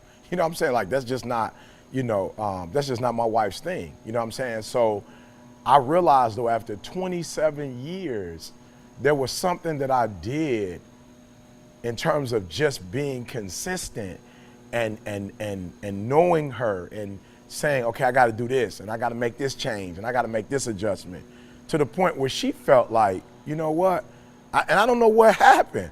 You know what I'm saying? We didn't necessarily talk about it, but she told me. She was like, oh, yeah, I packed all your stuff. What you looking for? I was like, I'm looking for my, she's like, oh, don't worry about it. I put that in your suitcase. I was looking for something else. She's like, oh, don't worry about it. I put that. I was like, okay, did you pack my clothes? She's like, oh, yeah, I packed your clothes for the next 3 weeks. And I just was like, wow, that's different. And so there's some things that some of you are going to want. You're not going to get in the first year of business. You're not going to get people to trust you in the first 2 years. It's just not going to happen. There's some things that will happen in 10 years, 15 years, 20 years. So I just want to encourage you guys, just stay consistent, and stay with it. And just you getting up and doing it every Monday or doing it every Tuesday or doing it every quarter or doing it every Christmas, whatever it is, there's some things that are going to happen to you and for your company and for your staff and for your family with you saying, because you don't understand what I'm saying right now, but you are going to get sick. Podcast still got to go on. You know what I'm saying? Like, I'm being real. People will get sick in your family and you still got to go to class. You still got to deliver. You still got to deliver that book. You still got to mail that, whatever. Like, there's some crazy stuff that's going to happen in your life. And if you could be that tree, that tree that says, yep, it's winter, but we're going to stick through this, then I guarantee you, man, it's just some things that's going to happen to you just by osmosis. I know I always say stuff doesn't happen by osmosis, but there are some things that just happen because you stood the test of time. And you learn so much, man. Yeah. You know what I mean? Like, Carl, like, think about how much you've learned, just about in the last year. Man, you know what I mean? Like, and we keep learning, we keep growing, we keep getting better. So, endurance is, that's the name of the game. Sometimes you just got to outlast. And so if you want more endurance, you need to check out Organifi. All right? Organifi been killing the game lately. I love it. He impressing me every week. Float on the track like a Segway. Yeah, that way. Me every week. Hey, that way. This segment is brought to you by Organifi. Man, so look, here's the deal. You guys already know health is of huge importance to all of us, right? We are on the grind. E is an Instagram vegan, right? and you don't know what Instagram vegan is. It's where you eat chicken in your regular life, but on the gram you post vegan pictures, all right? And we've learned firsthand just how valuable health is. And that's why, man, we rock with Organifi green juice and organic superfood green juice powder. You just add water to it and you got your greens anywhere, anytime. When you invest in your health, you gain more time and energy and focus throughout your day. The best thing about Organifi green juice is that it actually tastes good. For our listeners, we have a special deal so you can try it yourself. Use the code SUCCESS. That's code SUCCESS at www.organifi.com to receive 20% off your order. Again, that's Organifi.com, and Organifi is spelled ORGANIFI. Use the code SUCCESS to receive 20% off. And I still been killing the game with my Organifi. I'm not just an Organifi Instagrammer. I'm actually drinking it in my real life. I gotta mess with E. I'm just saying this. No. I don't have no problems with you messing with me, but you know how people are on Instagram. So I just want to let y'all know he playing. I'm not. Yeah, for real. No. It don't have nothing to do with me. But as I'm listening to C, I'm like, yeah, there's somebody out there. I'll meet you at Five Guys in Detroit tomorrow. Yeah. Just say that. Hey, there's some people out there that's really like, they look up to C and they don't know when he playing and when he not playing. But I promise y'all, and this is not that I have anything against chicken. I don't have nothing against Oh, man, stop being defensive. Beef. Yeah, I have nothing against any of that, y'all. I told y'all why I'm doing this in the first place, but I just want to encourage somebody. Somebody just was like, I'm through, ET a fake. You gotta know when Listen, C serious and if you can't do it, just do it for the gram. Do it for the song. If you can't actually do it, the best thing, if you're not gonna do it, the second best thing is to make people think you're doing it. Okay? Right. So post it on the gram. Just go run by a vegan restaurant and snap a pic with you standing in front of it. Right. And you too can be an Instagram vegan. All right, and then meet me at Popeyes an hour later, and we can eat for real. But if you see Didi in there though, don't be shocked if you see Didi in there. You won't see me in there. But if you see my girl in there, call me. Hey, Oh, my fault. Go finish up. No, I was just gonna say, shout out to Organifi, man. I got people hitting me up saying they tried it and that they're rocking with it heavy. They got the pouches, you know, that you dump right in your water, man, and keep on rocking. Like Candace see me, you know, yesterday, and she was like, "Yo, you serious about this thing?" And I'm like, "Yo, I do feel better. I do feel working. more clarity. Yeah, I feel alkalined, whatever that means. I feel good." That's right. I know that's right. Yeah, no, and I apologize for teasing you about your vegan. You look great. No, I could care less. Look, No, you I do sound not a little use hurt. the word. You sound a little hurt. No. I do not clear the record. Do not use the word vegan. Like, don't use that word for them vegan people out there. Do not use that word. I will say this though. I am ready to start talking. It's been over 30 days. So you know me, I don't like to talk about stuff. 30 days for what? It's been over 30 days that I have been, on this vegan diet. And so, I'm ready to talk about it in terms of people's health, but for real, I'm definitely not, for those of you who are looking like the next 10 years, like all I'm trying to do is get my wife's health back 100%. I'm not into, I promise you, I'm not hedging your into bets. that. Just say you a vegan, dog. I'm not a vegan, I'm bro. gonna keep calling you an I'm not- Instagram vegan. Yeah, no, I'm not into that, but I am saying to those of you who are listening, that Don't I don't label want me. y'all to get caught up on C, but I do want to talk about it because this is the first time for Didi and I that we were in a city that didn't really have, a vegan restaurant. We went to one spot, Carl, and I'm just gonna say it was like a church potluck. It was like a church potluck, and not necessarily one of the, the throwdown, showdown ones. Yeah. And so I want to I start was gonna talking. say, I've been to a church potluck 5. Yeah, you've been to our, you've been to one of ours, but I do want to start talking about health just a little bit more, guys, and not just on the vegan tip, but just because, for the last 30 days or more. And what I want to talk about, guys, is not necessarily just diet. We got to really start helping people, because if you remember Sean's podcast, there was one specific one that I listened to with a young lady who was a doctor who had MS, and she had it for, and I'm not saying Didi don't have it for real, but she got it for real, blind, lost her sight for a while, bound to a wheelchair, of course couldn't, she couldn't work, but what I do want to talk about, because somebody hit me the other day about Didi and like, yo, she on that vegan thing, I see her health. I'm like, bruh, Didi ain't been on it, 30 days. That her health had nothing to do with the diet. She just started doing that. You're not about to get no results in 30 days. So there's, according to the podcast I listened to with Sean, I want to talk about it because there are fanatics. And that's why I keep saying, like, yo, don't put me on that vegan thing, because what a lot of y'all do, y'all doing the diet, but you're not doing, there's 7 other things that you need to be focused on. And you get fanatical and want to focus on not eating meat, but then you got your girl in a real stressful situation. Like, a part of what Didi is going through is also vitamin D. She in Barbados looking at the ocean. She in Florida looking at the ocean. Like, Didi ain't got no job. She ain't stressed out. So that's why I was like, yo, I'm not trying to be funny. I ain't running from vegan. But some of y'all fanatics, y'all on just one aspect of it. And it's environmental, it's mental, it's the people that you run with. Like, there are a lot of different aspects to getting your health together than just, you not eating meat, you know what I'm saying? Or you not eating, whatever it is you're doing. And so one of the things I want to do, see, I'm not trying to take hostage of the podcast, but at some point, even if it's next year, the first quarter of next year, I do really want to start talking about the idea of health and not just diet, because that's one aspect. And am I saying it's not important? All of them are important. I don't think any one of them, I don't think you could be in a terrible relationship. What's up, lady? Stress worse than smoking. No, Yeah. I believe it is. You know what I'm saying? I believe it is. And so I want to talk about that, because I get tired of vegans, posting me, what's that? Or what's this? And I'm like, yo, you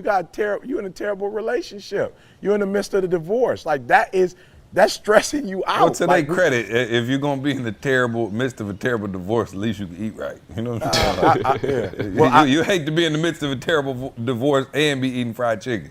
You know what I'm saying? Like, I don't know. I would negatives suggest don't that you equal a eat. positive. I would suggest that you eat chicken and try to get your relationships together. I'm just gonna be real. And so we'll talk about that later.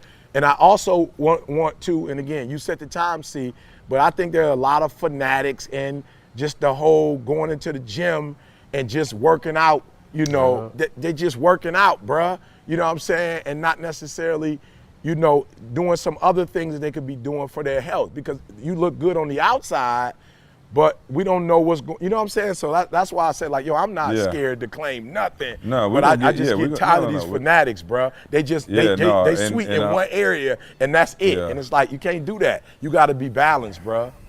Yeah, no, and man, we you know, we trying to lead by example, and I'm teasing E. Wait till y'all see E in Detroit. Oh no, he ain't teasing me. I'm being, he being real. It's a lot of y'all out there on this fanatic tip, and we got to make sure that, you know, your relationships are strong. You know, you're doing what you got to do. I'm upset with some of you. Some of you, you don't have degrees that you could have had by now if you would have started 5 years ago, or you could have had a certification. Had you started 8 years ago, but you were afraid. And we don't talk about fear and confidence, and we don't talk about, it's just a lot of stuff people they don't talk about, because it's so much easier to just, like C say, post stuff on Instagram. You know what I'm saying? It's just so much easier. So much easier. You know what I'm saying? So much easier. We're going to talk about it, though. I'm about to get me an Instagram just so I can start posting. At the gym, 4:45 on the auto post. You know what I'm saying? No question. I want it on an auto post. Hey, no, E. I was gonna say, E, I mean, definitely shout out. You glossed over it, but shout out to the triple double lifestyle. You talking about 27 years. Let's not walk over that. 27 years. I'm so look. Yeah, let's not walk past that. Like it ain't nothing. And let's be real. The diet is the last one, and the diet is that one that was forced on me. So that's why I'm saying I'm just want to be cautious, because I've been going to vegan restaurants, and what y'all don't know, when you start going to these vegan restaurants, bro, it's a culture. It's a certain type of people that's in that joint. You know what I'm saying? We're gonna talk about it later. But there's some stuff that I'm noticing when I go to the vegan boy, like, oh, okay, I see what some of y'all on too. Yep, I see it. I see what y'all on. And y'all trying to hide behind, you know what I'm saying, squash. You know what I'm saying? And while I feel you on we shouldn't, you know, do certain things, there's some stuff y'all hiding behind this diet. And for some of y'all, it's some other stuff y'all don't want to deal with. And I just want to deal with all of it. You know what I'm saying? I don't want to be the person, like you said, triple double, Carl. So diet was the last thing for me, and diet has also been the what do you call it? It was one of those things where it's like, yo, Didi, it's a must. So I'm not gonna act like I was just reading something one day and was like, oh, I need to do better in my health. No, it's some stuff that happened, but I do want to talk about that next year. See, I want to go more toward health, if you don't mind. And I mean mental, emotional, you know, physical, financial. We're going to talk about health, y'all. We're not going to be a fanatic and just talk about one aspect of it. Yes, sir. Man, shout out to everybody who, we got a ton of responses back from the MJ hookup. Most people yelling at me. Most people yelling at us like, yo, Tasha said, CJ, are you serious? The way you make me feel didn't even make the MJ list. Greg in Chicago said, how y'all gonna forget about Smooth Criminal? I think we almost Wayne in Miami said same thing. The way you make me feel. Somebody said, yo, y'all ain't got beat it in the conversation. I'm done listening to this podcast. Oh no, I said beat it. Remember, I said beat it. No, you said beat it. Okay, I said gotcha. beat it. Yeah. Make them re-listen then. They being sensitive. They being sensitive. Make the top 3. Somebody said, yo, Dirty Diana is the best song MJ ever made. Y'all tripping. So appreciate the feedback for that. Let's take a question because we running up against it now because I'm talking about running up he against forgot his cord. So real quick, let's see. Maybe we can sneak in 2. And I never looked at the batteries, guys. So please. Oh yeah, please. Okay, I ain't got nothing but faith. I ain't got nothing but faith, Carl. I'll take walk it. by faith and not by battery I'll size. take it with the file. Send your faith and the file my way as soon as this is done. Oh, Shayna in Maryland said, hey guys, what are your thoughts on marrying on I think we got about another 10 minutes, Amanda. Ooh. I think we got about another 10 minutes. I'm gonna let the 27-year veteran go for that one. Okay, so ask me that again. Diddy C. definitely married on potential. Right. Hey, C, ask me that again. I'm gonna tell you how I'm feeling. Yeah, nah. You 19 years old. I think that's all it is. See, you 19 years old. So you say it's okay to marry. I'm gonna say this: don't marry on potential. Marry somebody you think you could be married to the rest of your life right now. You know what I mean? Because just in case they don't turn into what you know what I'm saying. The beautiful I'm just swan, saying, you still good. And I do say that, C, as a parent. You know what I'm saying? I'm being real. As a parent, as a pastor, I'm saying all of what you're saying. I would be, bruh, it would be evil for me to say anything else. But on love, and this is dangerous because it's on the podcast and people are listening, you know, but I'm just being real, man. When I think about just from my experience, if I would have done, if it would have been calculated, I wouldn't have married Didi. Didi wouldn't have married me. You know what I'm saying? Here we are 27 years later, and she was just telling Jameis, like, yo, she was just saying, like when we were doing testimonies, that was the thing she said to him, like, you know, like, yo, you got, like, she's like, I've been married 27 years. This is the best decision that I ever made in my life. But I mean, if we would have calculated, did all of that. So love is one of them spooky things, y'all. Like, you can't, I just don't know if you could, and you do got to be careful. You don't want young people, or you don't want people, period, getting married and not under the right circumstances. But love is, it's just not, you know, I don't know, Carl, you went to school for, you know, sciences. I just don't see how you could put love into science and measure it. No, not at all. Hey, but love is real tricky to identify too. You want to make sure that y'all got some core values in place. Absolutely. Love is real I'm tricky on to all identify. of that. I'm on all of that. But every time I say it, I'm looking at my experience like, E, are you an Instagram Instagram lover, counselor? Because you not none of the stuff you said you did. You know what I'm saying? Right. So I know my situation is not, you know, common. You're an outlier. Yeah. There it is. See, I'm an outlier, so don't listen to nothing I have to say about love. Please, please. I love it. Let's see. Jaleesa said the Powerball's at 700 million. What would you do if you won the Powerball? Start with E. 700 million, E. And don't say feed the homeless. Like I pay my tithes first. I pay my tithe first. That's right. After that, I'm definitely putting. What's that? 70 million in tithes? That'd be nice for APOC. Yep. And then I'm straight up, man. Right off the cuff. The Bill Gates started his scholarship. I'm starting a scholarship in the name of ETA, and that's the first thing I'm doing with it, bruh. First thing I'm doing with it, putting kids through school. Okay, so can you give us something fun? Like, what was the first pleasure thing you would buy or do or what? Can I be honest? Like, how do you say this without saying this? But I'm at a place in my life where if there's something that I want, you know what I'm saying, I can have it, and I don't, you know, other than a private jet probably, and I don't have a desire for a private jet. Ding. No, that I do. No, Lord have mercy. I have a She strong desire. She has a praise God. I'm talking about a strong desire for a private jet. Yes, and that would sir. be my first purchase before tithes. No, I'm just kidding. Tithe first, but then I'm going straight and copping me a jet.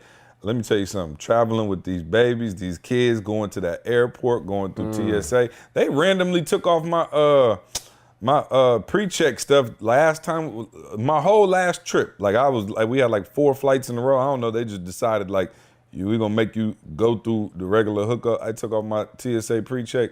Boy, I was in that airport with the kiddos. I'm like, nope, I need a private jet. So first thing that I would purchase, you know, pleasure-wise, you know what I'm saying, for myself, definitely would be the private jet. Lord have mercy. You imagine, and there's a Clearport, I know, because my unfortunately one of my friends takes one all the time. I got to drop them off every time. A little tear falls down my eye when I drop them off. It's just pure jealousy and hate.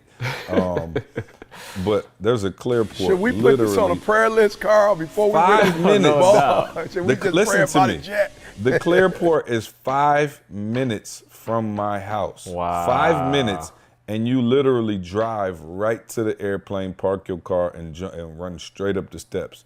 bruh, I'm getting me, if I hit this Powerball. Matter of fact, hurry up and finish this podcast. Let me go buy me a ticket. I looked up the odds just for those of you out there. I was like, yo, what are the odds that you could actually win the Powerball? And it turns next to out, nothing. I think I have it right here. The odds are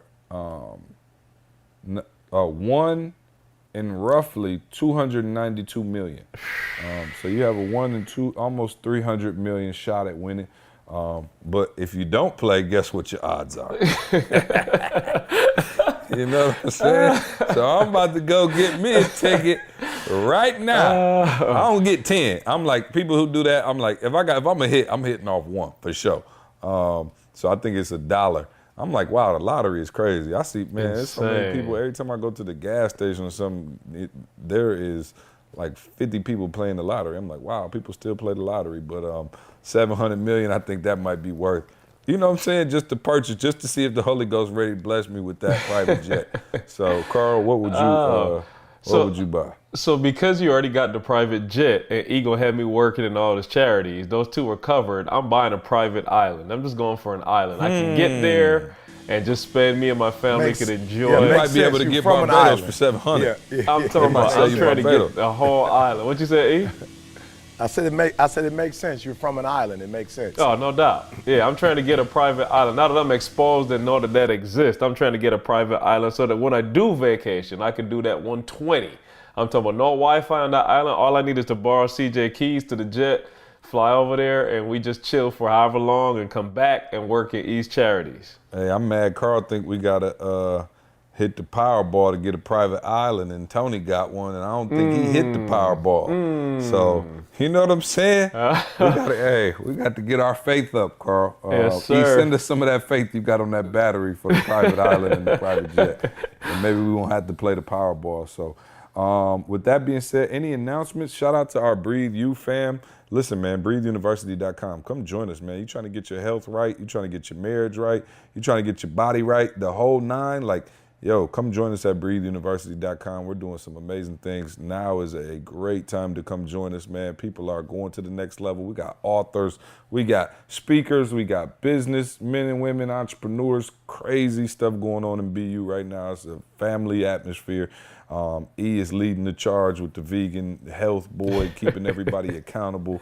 I think everybody's doing a health challenge within BU now, and it is the best time to be a part of Breathe University, man, and just hold yourself accountable, man. A lot of you got good intentions, you got all those things, but sometimes, man, if you don't have anybody to hold you accountable, it's easy to sneak that cookie. Yep. It's easy to sneak that meal that you're not supposed to be eating. But when you got partners who checking in on you, you know, family, you know, you see other people posting, man, it's just, it's that much easier for you to stay on track, man. So join a community of like-minded people who, you know, about going to that next level in every area of their life at breatheuniversity.com.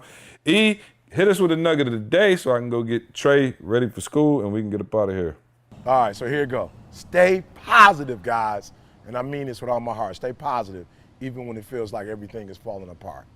All right, and let me tell you something. It would be so easy, or it is easy, you know, to stay positive and to have that energy at 120 and that vibe going when you and wifey on the same page, or you and your kids on the same page, or everything at the job is going well, or you feeling 120%. Guys, it would be easy to do it then. Like, I think everybody probably does it, right? But for real, what I want to challenge you with today is when you feeling icky, when your relationship is feeling terrible, right? When things just aren't clicking, right? When let's just be real, you having probably the worst season of your life, when the bank account is low, no gas in the tank, everything you said you were going to do, you got none of that stuff accomplished. Listen to me very closely. I need you to still stay positive. And I need you to know that this too shall pass, right? And that your day is coming. But it is not going to come if you live in that negativity. So it's your boy E.T. say, stay positive. Come on, stay positive, even when it feels like everything around you is falling apart. Hey, appreciate that nugget of the day. Y'all go to iTunes, leave us that review. Shout out to everybody we'll see in Detroit today. And much love, y'all. We'll see you next week. I want you to focus on here right now. Don't you worry about when you get home. You concentrate on this opportunity. You don't worry about tomorrow. You concentrate on this opportunity